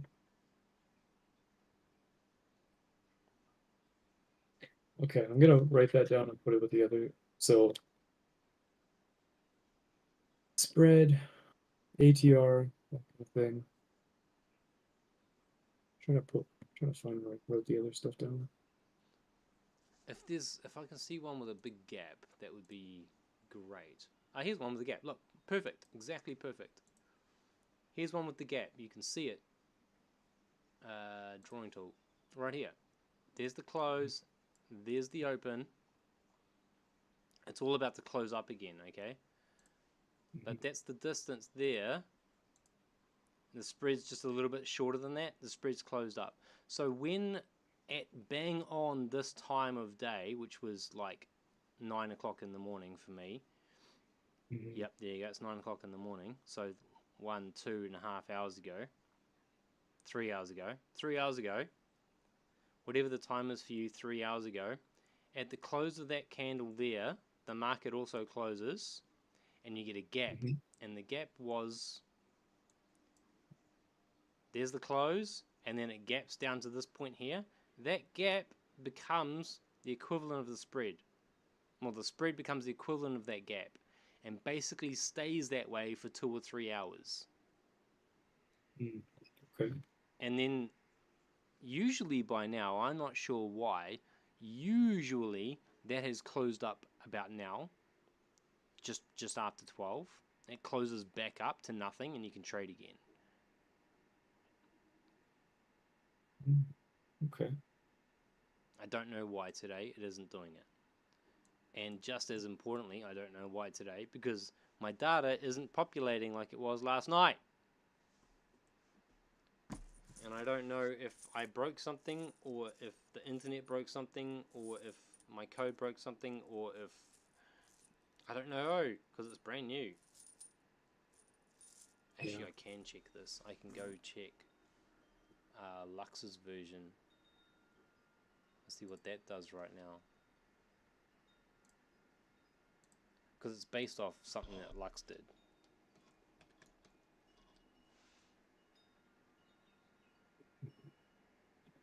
Okay, I gotta get back to figuring this stuff out. Oh, good.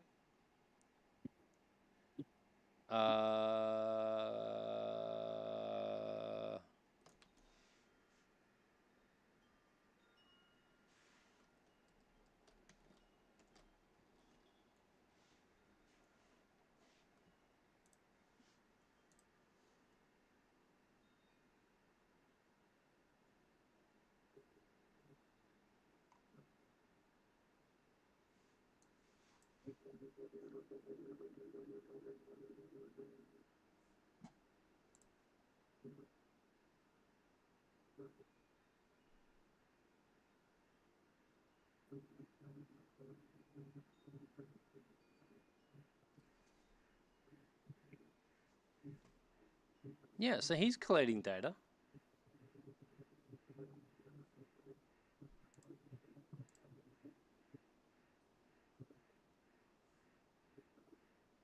Why am I not?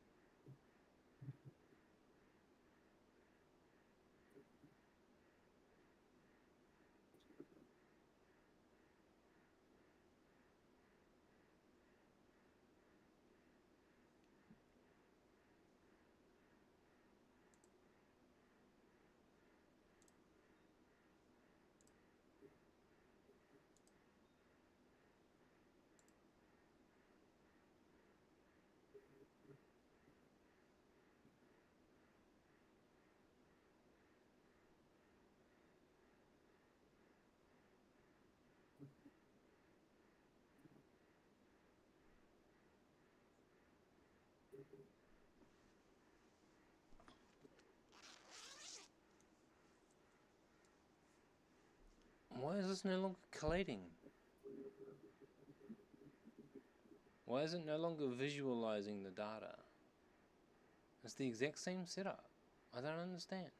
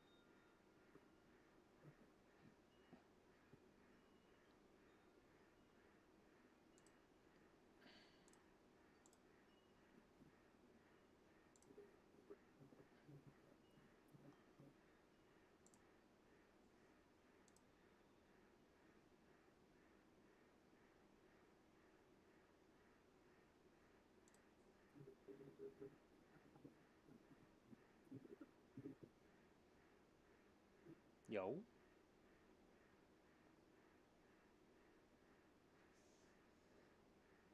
That's really odd. Because this is picking up the data right now. Yeah, I don't know. I can't really help with Pine script. Pardon? I don't know any Pine, so I can't really help you out. That's right. The thing is that it's the exact same.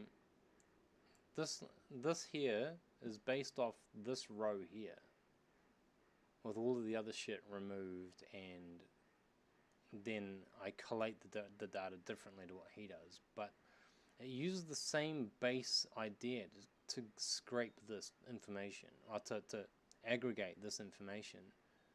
I mean, maybe it is there, but the data is on such a small scale that it doesn't display it. Like maybe it's just like 0.0007 No, or because it's something. the It's exact same scale. It's the same thing. different. It's the same data points. Then, 95633. yeah, I have no clue. 95634, 95632. This is 33 here, and that's how it's meant to be. It's the Yeah, same got thing. no clue then. I don't know.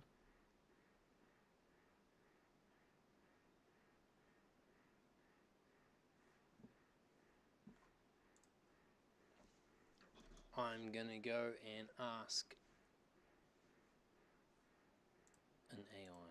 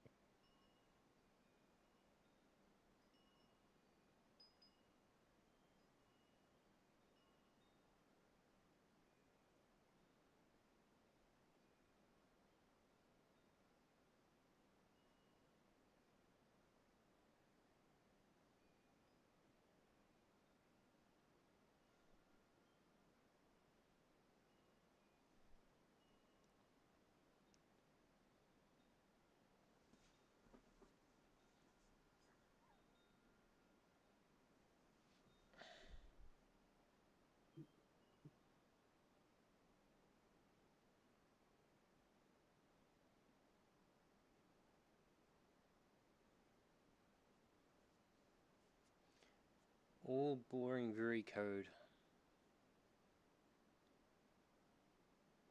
Yeah.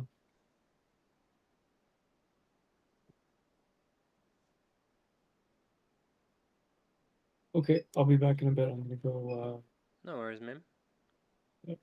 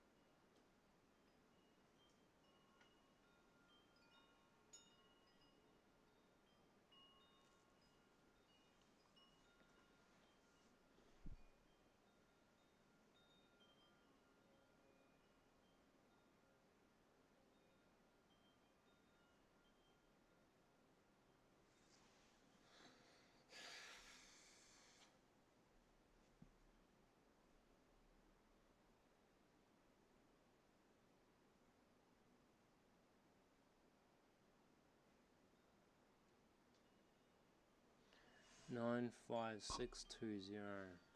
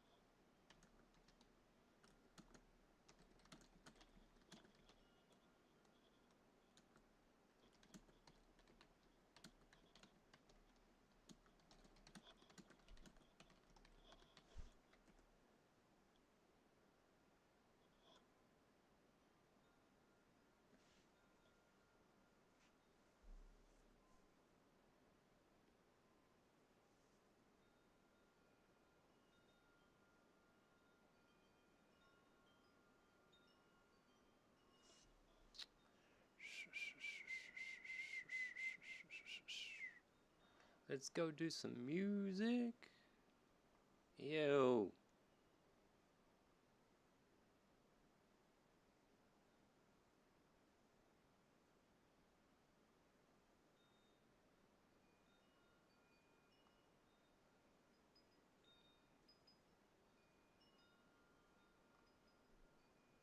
Can we just have some music?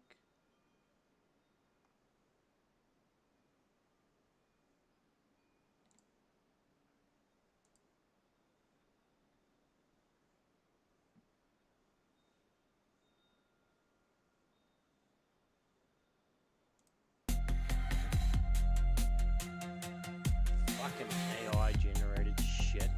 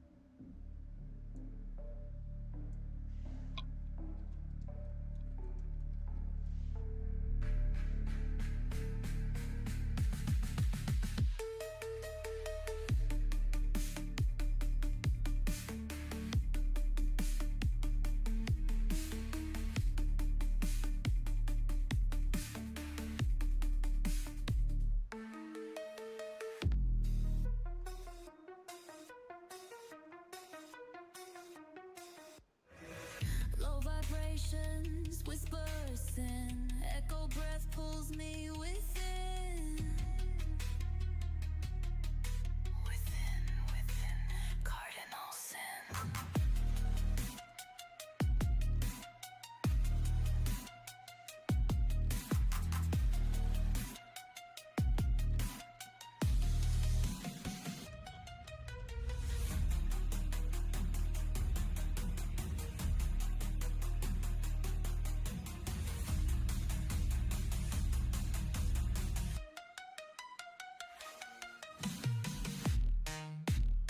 Cardinal sin.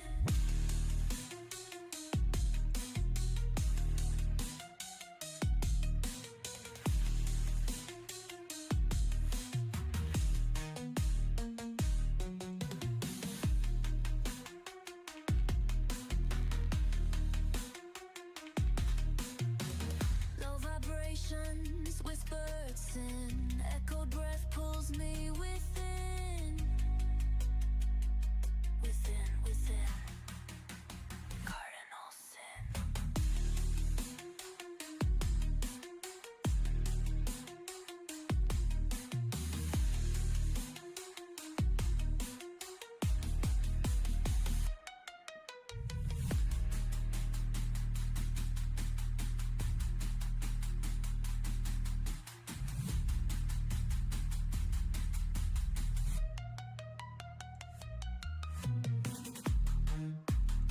Cardinal sin.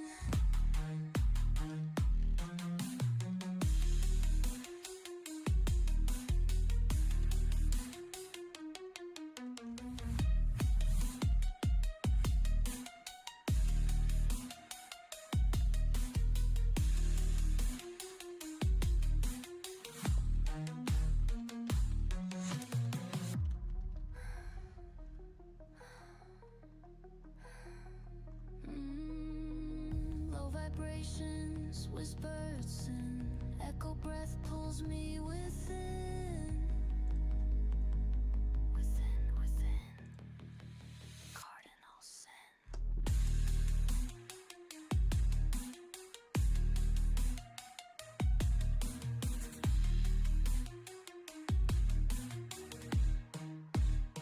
Cardinal sin.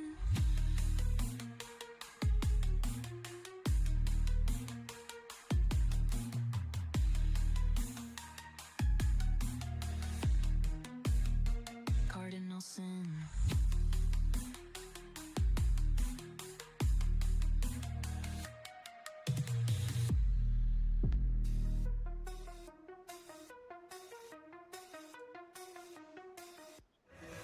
Low vibrations, whisper sin. Echo breath pulls me within. Within, cardinal sin.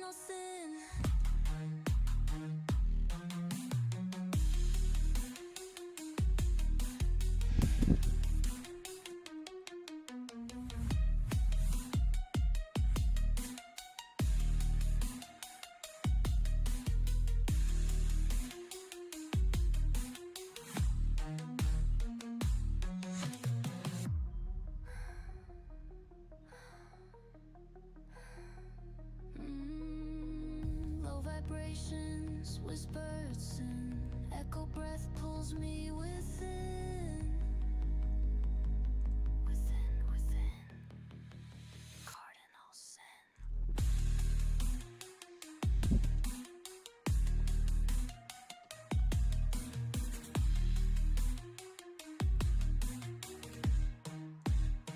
Cardinal sin.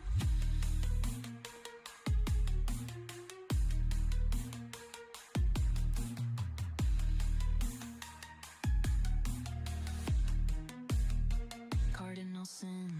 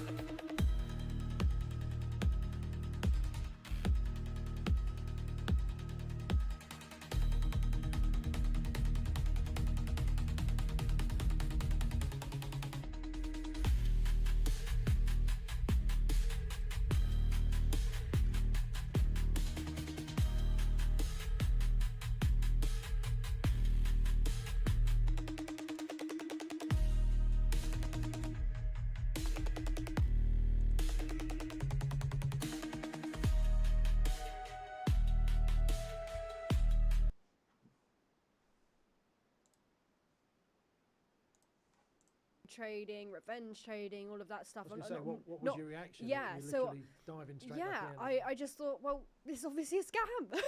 Like, now I know how to trade. Like, still can't. yeah, I still can't do it. So, you know, I'm getting all these battles with it. So I was like, I'm done. I'm done with trading. So, you know, go off. I start another business, got into beauty. So I own a beauty company. Oh, wow. That went really, really well. Where are you based? In Reading. Okay. And are you online Yeah. as well, or is it? Yeah, so we're online. It's Sienna Beauty.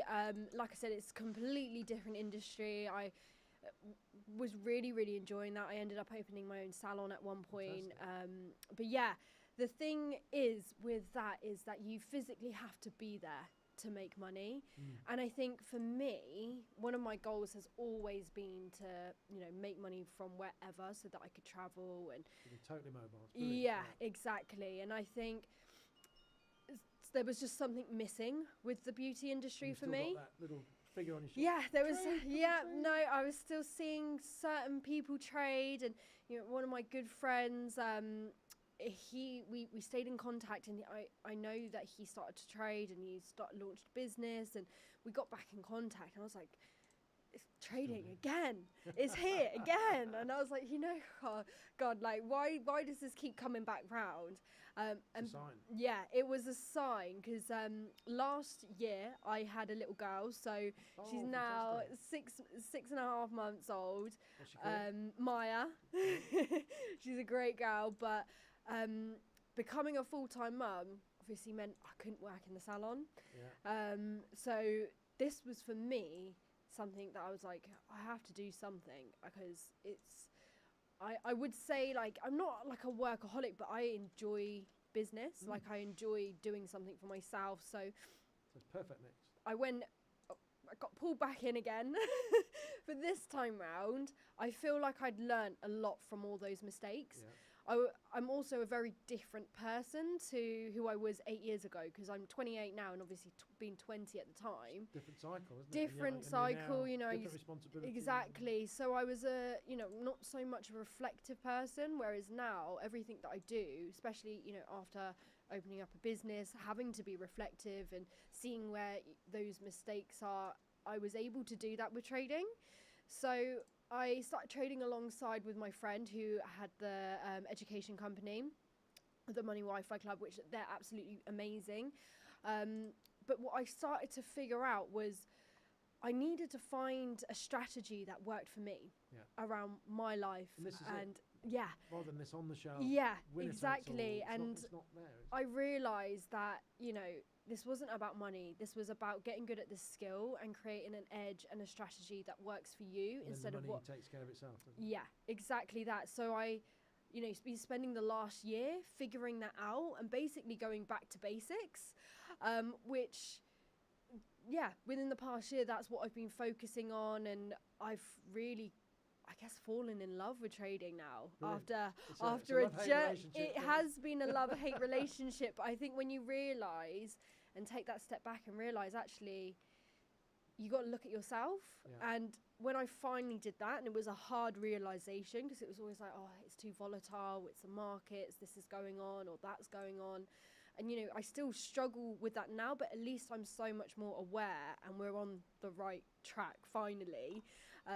But I think my journey made me so passionate about trading in general because it hasn't just, you know, changed my life in the obvious ways, but it's changed my life in my mindset, who I am as a person. And like I said, I was working alongside with somebody and I was helping other people, and it just made me realise, like, so many people could benefit from this. Hugely, yeah. You say it's all about finding the balance and it's Yeah. ownership. And it's Yeah. sort of, you know, when you're in a world where a lot of people aren't there to help you Yeah. at all, Yeah. you either say you're the fine community, but within yourself you find that discipline. Yeah. You have to This is follow it. certain things. So you mentioned you're back to basics. Yeah. What is a back to basics for you then? What do you? So I feel like I've gone round and done every single course out there. So you're the absolute expert. Confused. I think I wouldn't even say that because I think when you've taken too much information, you Yeah. just get overwhelmed and Overload. confused. Analysis, Yeah. paralysis, And then you just think, I don't know what I'm doing at all. And I think the way that my mind works is I'm very simple and I like to keep things very simple. Right. Like sometimes I see traders and their charts are looking crazy with loads of, you know, just everything. Well, I know I like to present Yeah. all the options to people. I'm trying to teach people. Yeah, Is whereas, this option? Is that option? whereas But for like I say, if me, you're trying to yeah. focus in on something, you want to keep clarity. Yeah. And I think it's really important to focus on one thing at a time because that, again, when I went through that stage of needing to learn everything and not believing in myself, and I think that kind of came from the start of this journey being so rocky, it was very hard for me to think that I was good enough. We're always because thinking, what would those people be thinking Yeah. of me? And I'm not, if I'm not doing that strategy the right way. Yeah, When, exactly. as you said, that's not going to suit What? your time. But frame, that's what I mean, your and- availability. And I think the one thing that I love about trading is it's all about perspective.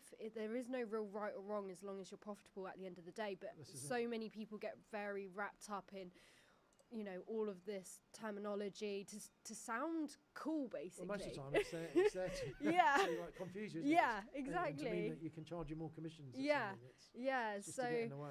I think as soon as I stripped it back down, things changed for me, and then for me to start realizing, like, I have to make this work for me. I have to get to know me as a person, because what works for me might not work for someone else. You know, I was learning a strategy where, you know, you're taking like 5+ trades a day. For me, it doesn't suit me, and now I've really got to know myself and the things that I struggle with. Like, I never really thought I was a greedy person, but greed is something that I massively struggle with. So me being in the market that much, it's triggering me. So for me, I have to stop at two trades. Right. Otherwise, you know, and I just think, like, there's nothing wrong with that, because I hear other people like, you should never stop, you should never, you know, hold yourself back. But again, it's just dependent on This is really refreshing, by the way.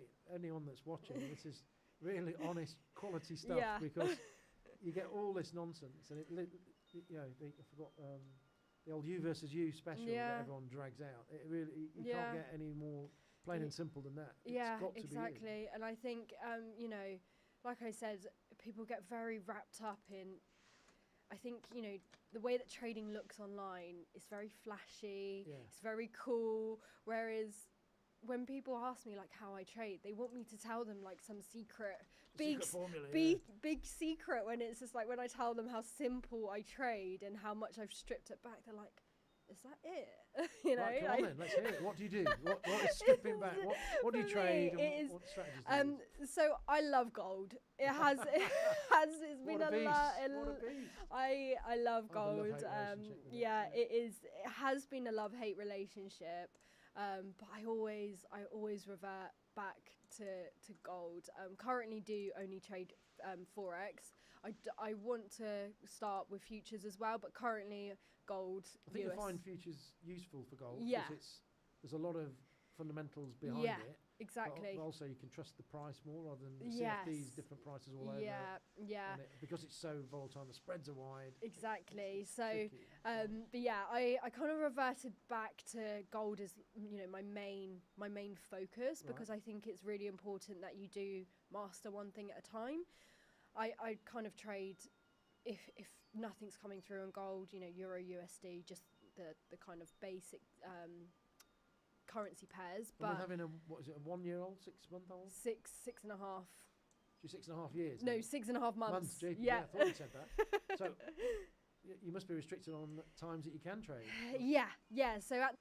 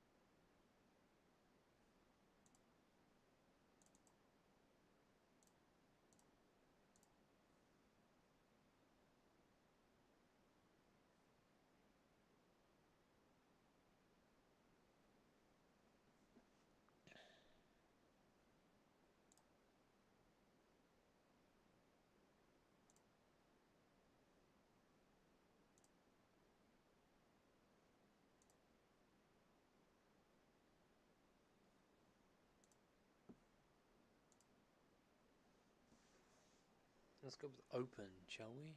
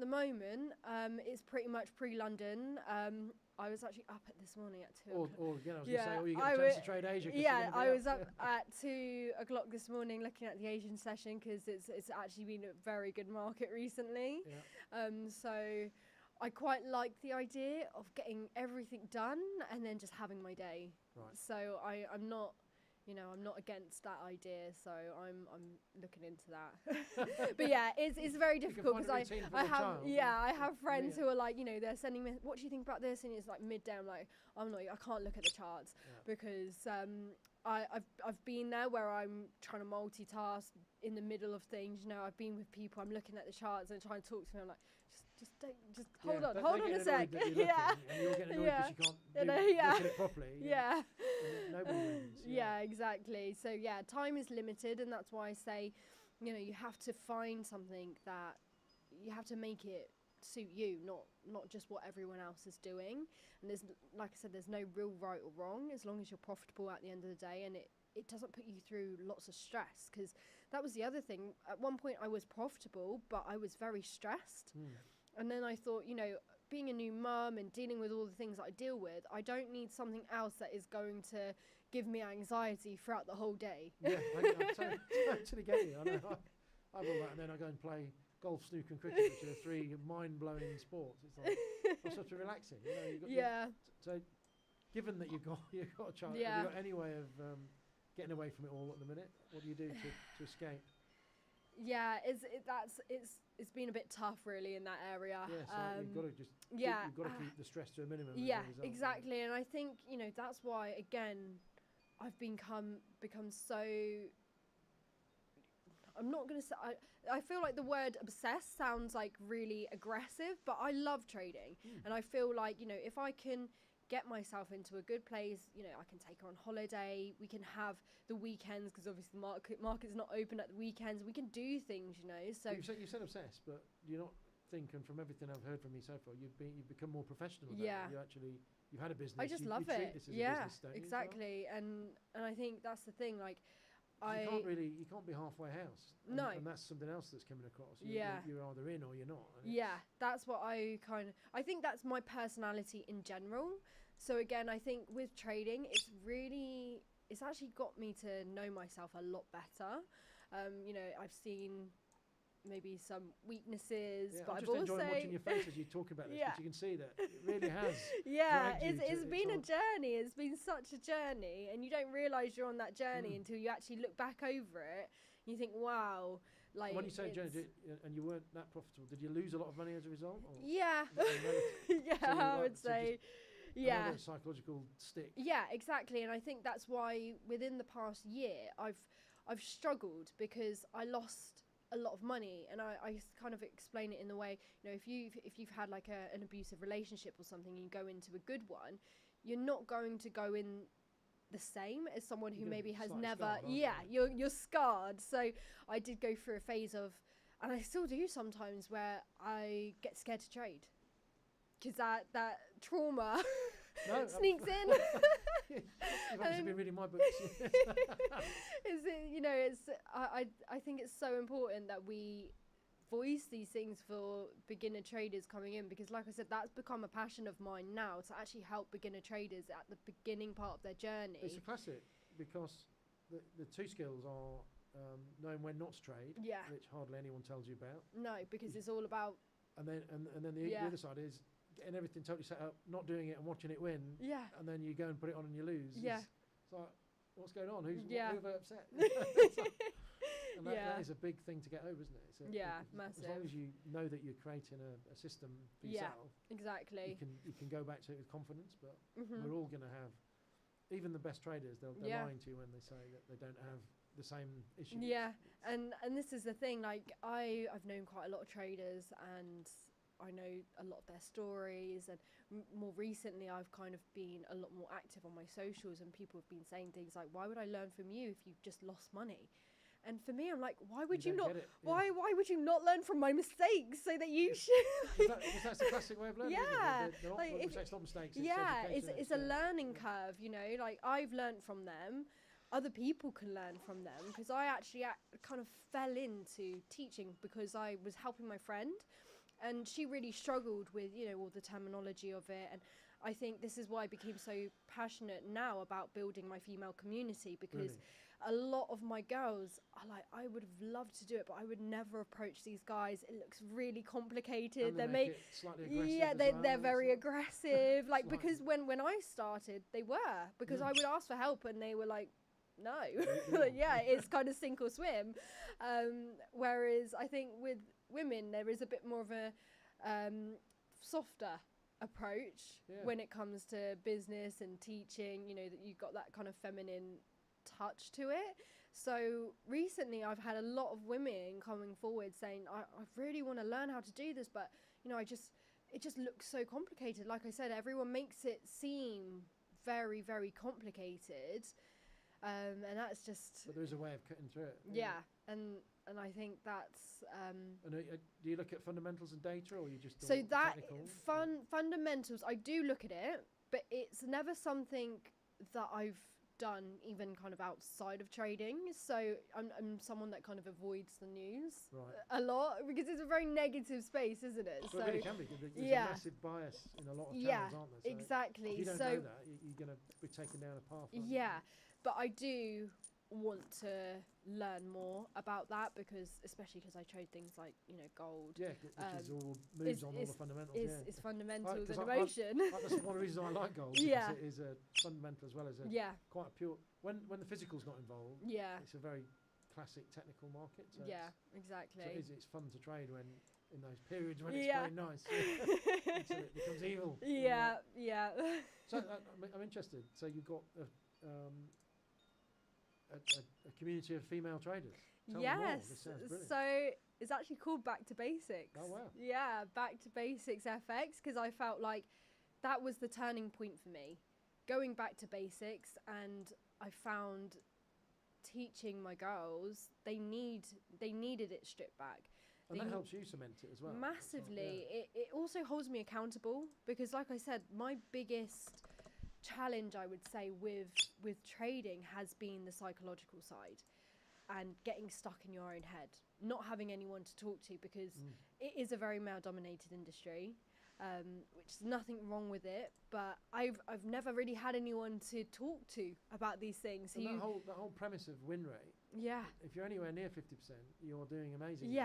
But that you feel like a failure when you come into something, and that is, in most industries, that is not a way that you win, is it? You need to be 70, 80. Exactly. And you can actually be 30, 40 with the right discipline. Yeah, it's like I said, currently, where it is very male dominated, it can seem like a very aggressive industry. And that's why I created Back to Basics, because it was literally just stripping it back to the basics and showing you how to kind of get through the noise. What I love about talking to people like you and other traders in this sphere, because I've come the other way from institutional and in this really aggressive where the women are scarier than the men. I was going to say. but as you alluded to earlier, there's so much in the way, so much noise and confusion, deliberately so. That it is refreshing to see people approach it and strip it back and go, that's all nonsense, I'm not even interested, because it is designed just to con people to part with their money. But that's what I mean, and I think I read a book by Tom Hogard, I think it's The Best Loser Wins. That's one of my... A lot of people talk about that on my chat. It's probably one of my favourite books, because I had a lot of light bulb moments in it. You know, he kind of said the stats of, you know, 95% of traders lose.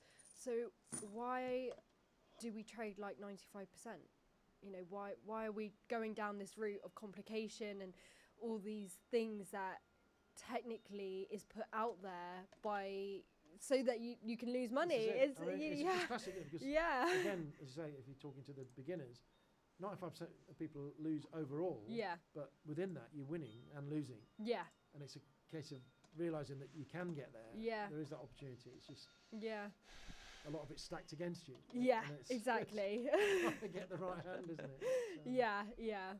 It's been a fun journey, and I feel like I'm very much technically at the beginning of it, because I've kind of come out the trenches. Never stop learning, trust me. No, that's what I mean. Like it's never ending with the challenges, the personal growth, and I think for me, before having my own business, I mean, I could never really stay in one job for a year because I'm just that type of person that needs a lot of challenge, but not necessarily challenge in the work that I'm doing, but challenge within myself. And again, so it's not negative. You're trying to progress yourself. You're upskilling. Yeah, exactly. So that's why I think with trading, this is just the beginning, and I'm really, really excited. Like I said, I feel like I've kind of just come out the trenches.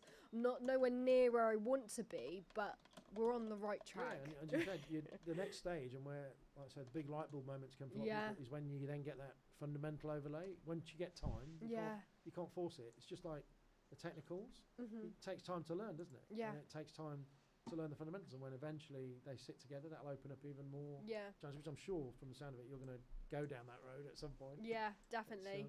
So what have you been doing win-wise then? How can you say, have you been having good successes? I would say the last kind of 6 months has been for me just really refining that strategy, because until this year, this is the first time that I was really using prop firms. I've always traded my live money. Oh wow, so that's, you should have started with that, because that is an even harder psychological skill. Yeah, exactly. It's money, not just losing, it's money gone. Real money, but yeah, I would say now I have found a strategy that works really, really well for me, and yeah, I've cut back the amount that I trade, but my win ratio has gone up massively, and now it's just about executing, because I think... And have you changed your technical strategy that you're using? Yeah, because I used to, use multiple different strategies, whereas now I'm simple price action. Right. I've really got to know, again, like I said, what my personality is like. I definitely... When you say price action, what are you actually doing? Breakouts. Right. So I'm purely candlesticks pretty much.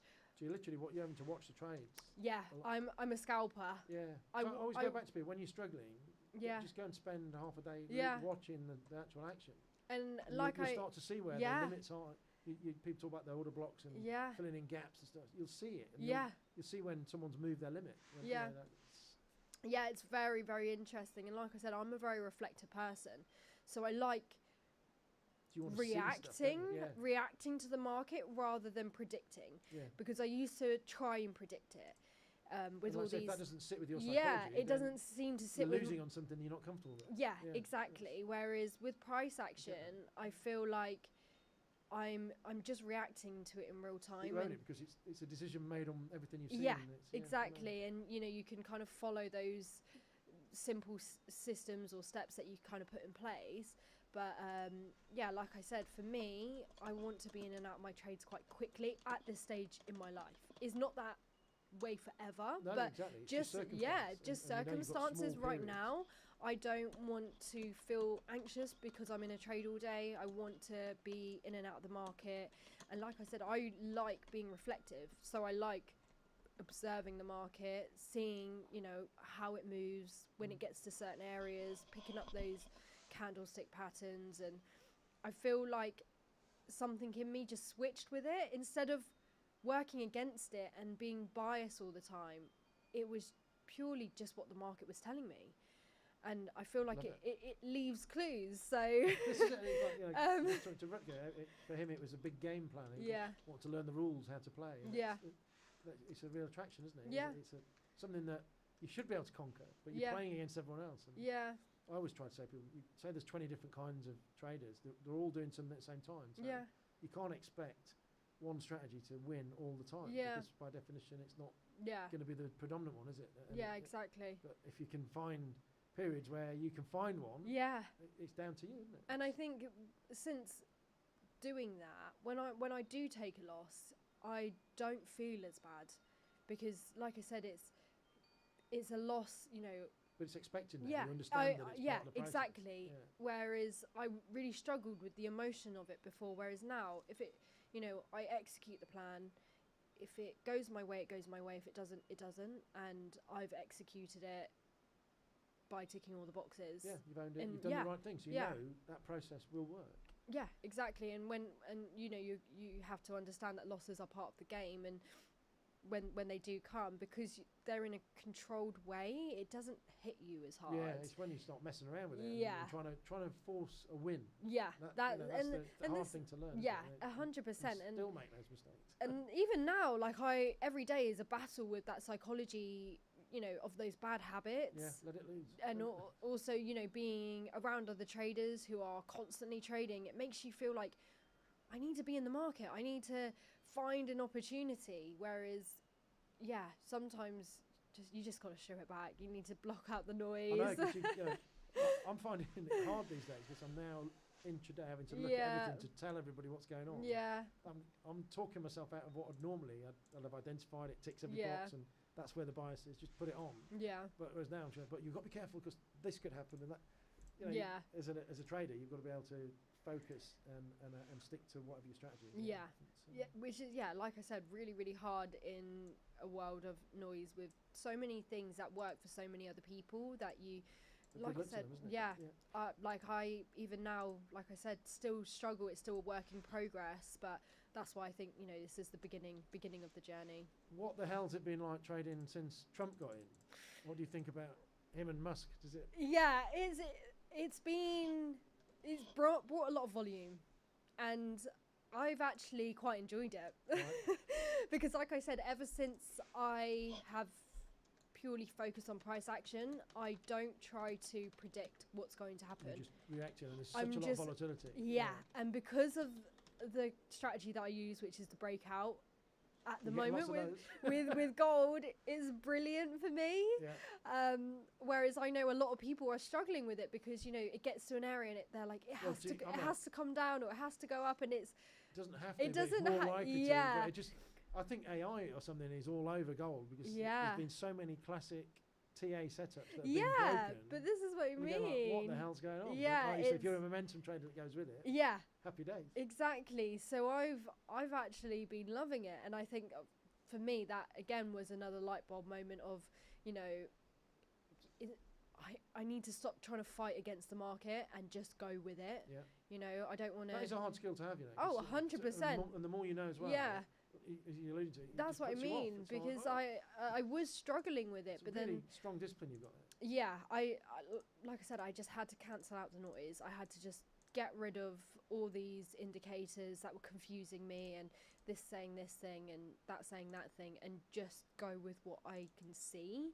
And I think in a market like this, it works really, really well. Super. Glad to hear it, and I hope you keep going. Yeah, fingers crossed.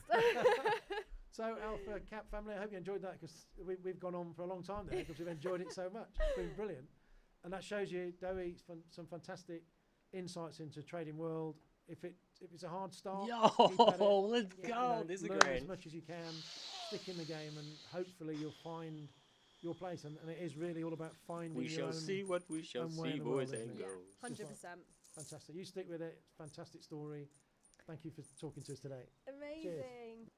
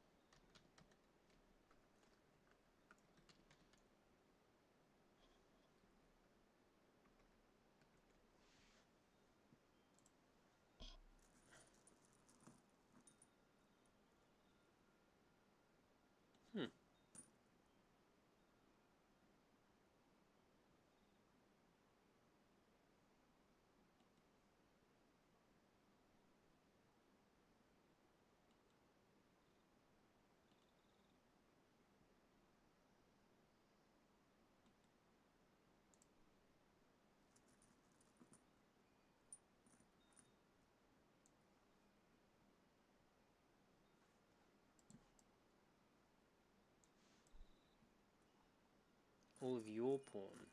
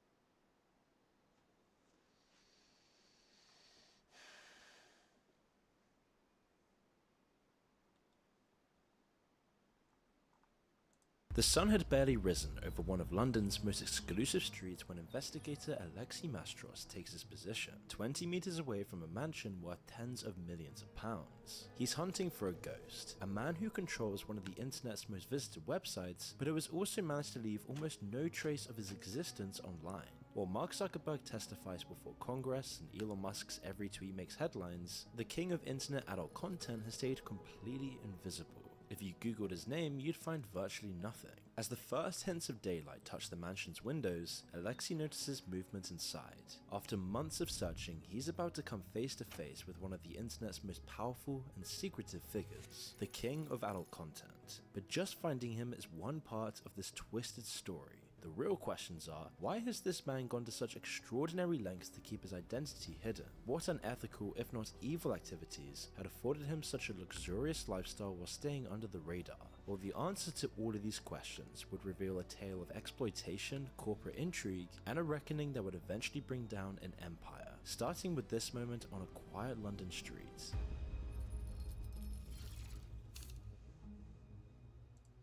You see, the hunt for this man began in December 2020, when something unprecedented happened in the murky world of online adult content. Visa and MasterCard, two of the world's largest payment processors, suddenly cut ties with one of the internet's most visited websites, P-Hub. Behind this dramatic move lay a New York Times investigation by Nicholas Kristof that revealed how this platform had become infested with videos of assault and abuse. Kristof's investigations into P-Hub reported videos of unconscious women being assaulted, explicit acts filmed without consent, and content featuring blatantly underage victims. The article even alleged that men were seen touching girls' eyeballs to prove they were incapacitated. Later that same month, the Financial Times dropped a bombshell of its own.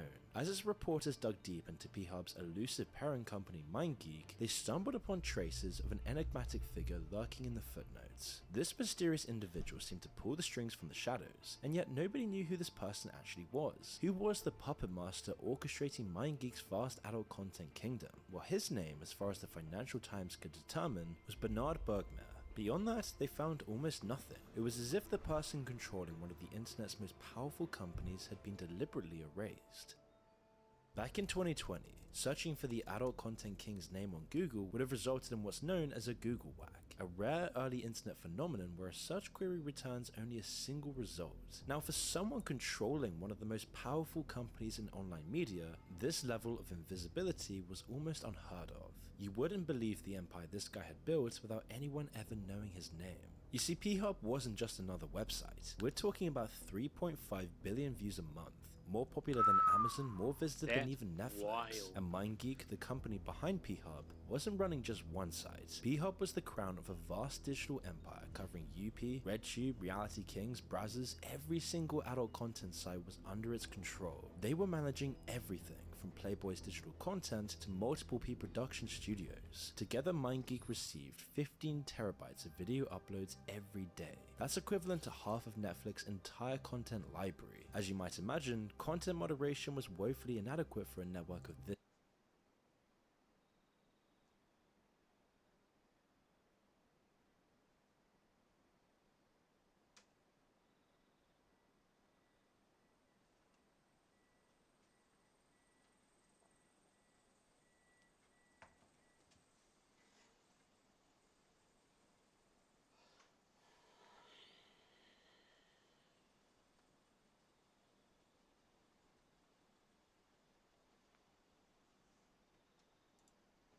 We're going to go ahead and look at, this is apparently Ubisoft. Ubisoft has fucked up with this so bad that the Japanese Prime Minister. Oh shit! Okay, I want to watch this video. This thing that you run off with my dog. Ah, my boy. My boy. My dog. Oh, my other dog. Hello, Missy. How you go? Yeah? I hope that's not whining. Sorry.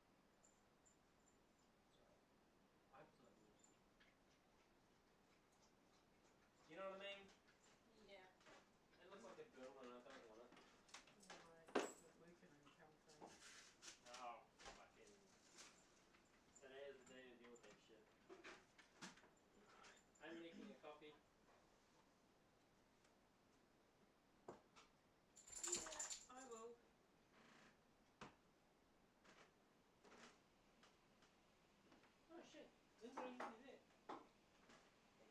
When did you empty that? I was fully expecting that to still be full. Can I not, maybe we do a thing while we're here. We do a thing. Can we do a thing? Do you want to do a thing? Sure. You know what I mean? What's the thing? Here, needing a ring. Okay. No, don't do it for me. Defeats the purpose of me making you one. Alright, Douglas, yes, I know. Hey guys, you can do the doggo thing. I got this. Okay. I do this. We do parenting.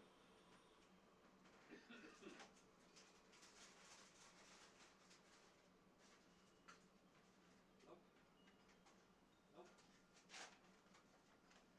More simple Doggos? I don't want to copy to you just like that.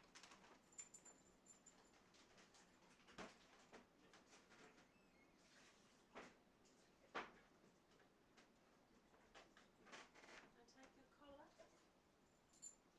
How was your jaunt? That's good.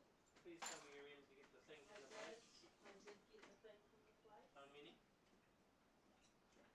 Cost any? No, I already rang them. Excellent. I made a suggestion. Good. Yeah, and they asked it. Will she be happy for us just to charge it back to her account? And I said yes, she would. I don't care if she would, but yes, she would. I would be happy if you charge it back to her account. You do need to tell her because otherwise they will like start racking fees up. That they charge it back to her account. Yeah. Yeah, okay. I will. What they do is they'll do that, and I got burned by them. I had a $150 fucking thing from brandy from them, Yeah. and the next time I knew about it was $680. Fuck.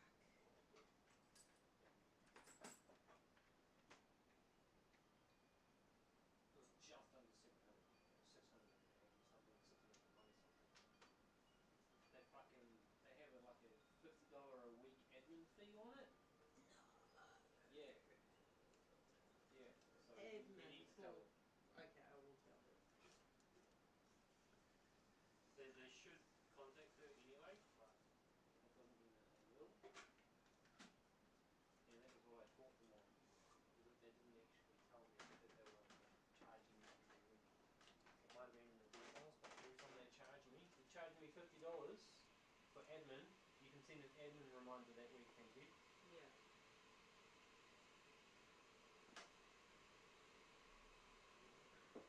That's so bad. Yeah. So, there's a video game that I'm not particularly interested in, but I kind of want to be, but it's just not good, never has been, called Assassin's Creed.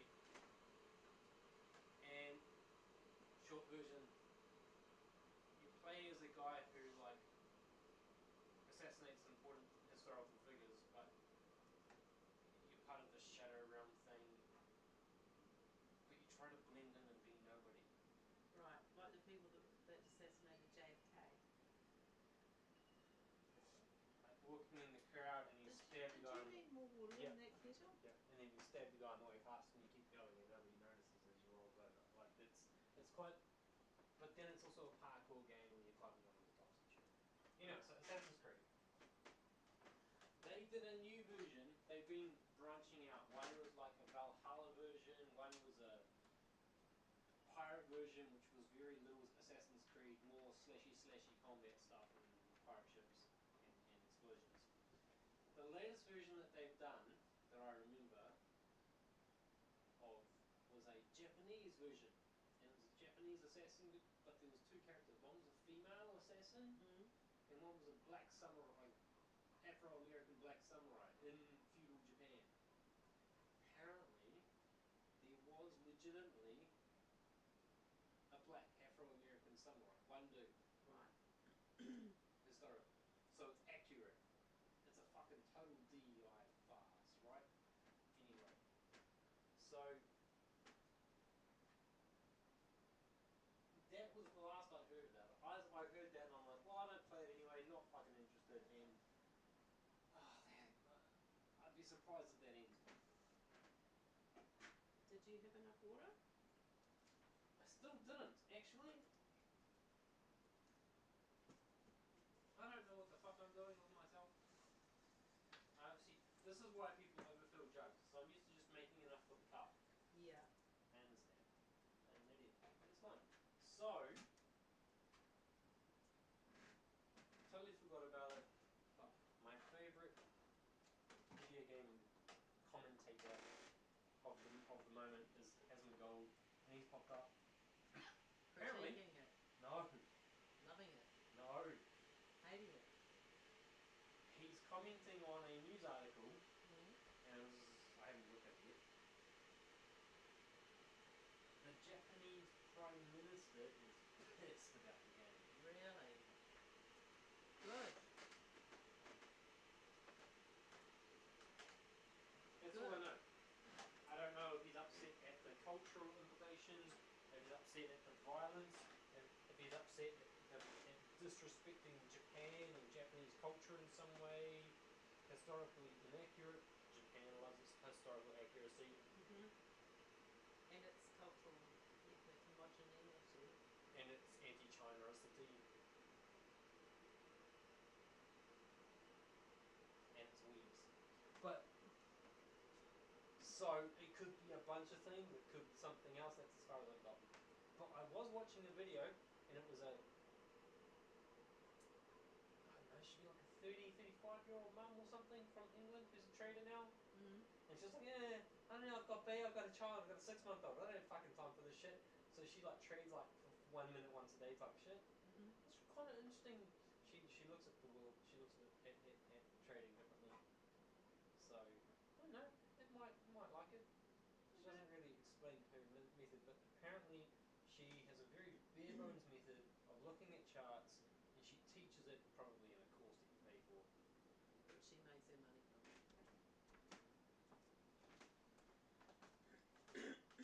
They're basically just telling me that, dated on the 14th of March, You did a thing? that I had not applied for my reapplied for my temporary additional support, Which would have been the day after you applied for it. which ends on the 17th of March. Same kind of letter that you got. I knew it was coming. I knew that they would write me a letter 3 days I was before. hoping it'd be one of those. Three days before the date that I actually had to apply, that I did apply, blah blah blah. They're assholes. Anyway. That's what it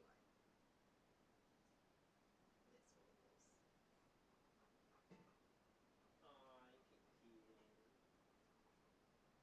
Pancakes. Very specific, documented noises. What is this?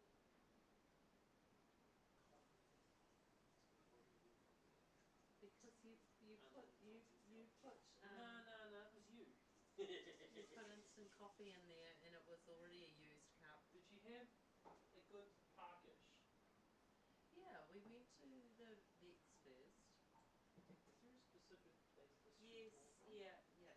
Turn. It didn't feel right. Yeah, we went to the vets first to pick up Lulu's pills. And Brandy was so distressed. She was crying the whole way. And when we pulled in at the vets, she was crying. You were crying, weren't you, Brandy? She wanted her time in the sun. I know, because we drove past that park yesterday because we had ice cream in the car. Oh. We couldn't go to the I park. forgot I had ice cream. I mean, I forgot there was ice cream. Yeah, We I forgot I had ice cream. We couldn't go to the park. I'm going to try that ice cream. I'm going to have a tiny Mine! I don't know, what was it? caramel frappe. Oh, yes, okay. It's not salted caramel because you don't want salted caramel. Salted caramel. So I saw this, and I looked at it, and it did not say salted. Milk and cream? Why not? Okay. Yeah, black coffee for me. No, there's more cream. No, I moved it. Joking! Jokes! I made it funny! You don't need to put heaps of cream in.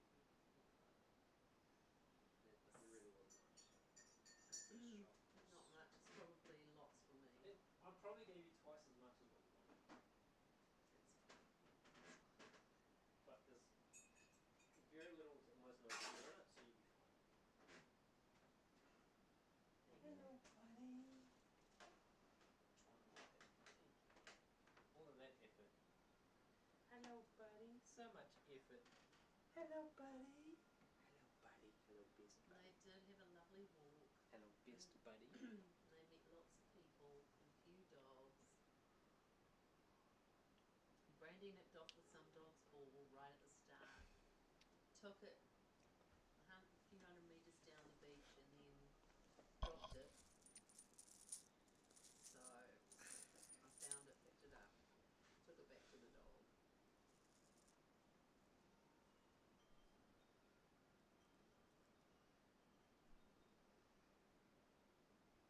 She had a good time. Until we got very tired at the end. Then some kids made a fuss over the dogs and they threw Brandy some sticks until he flopped down and he ate a stick.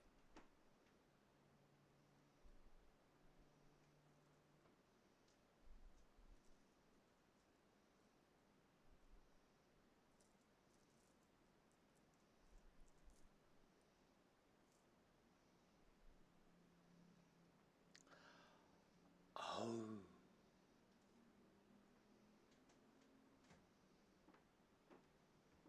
It gets even funnier.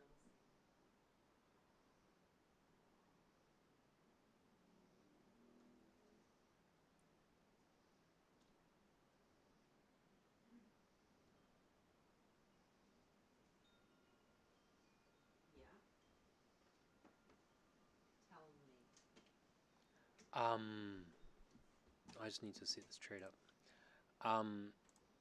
Here's a thing, okay? I need to set this straight up. You know how you don't like girl boy stuff on my TikToks and shit? Toxic femininity. All that shit, okay? So anyway, that comes from the wokeism culture, right? Well, the whole DEI thing comes from the wokeism culture, right? Right. So in the comments, it turns out that the DEI wokeism and what they've done with this game specifically is the ultimate version of racism. Really? So now I have to watch it. Is talking about it. I'm gonna It's being discussed in their parliament.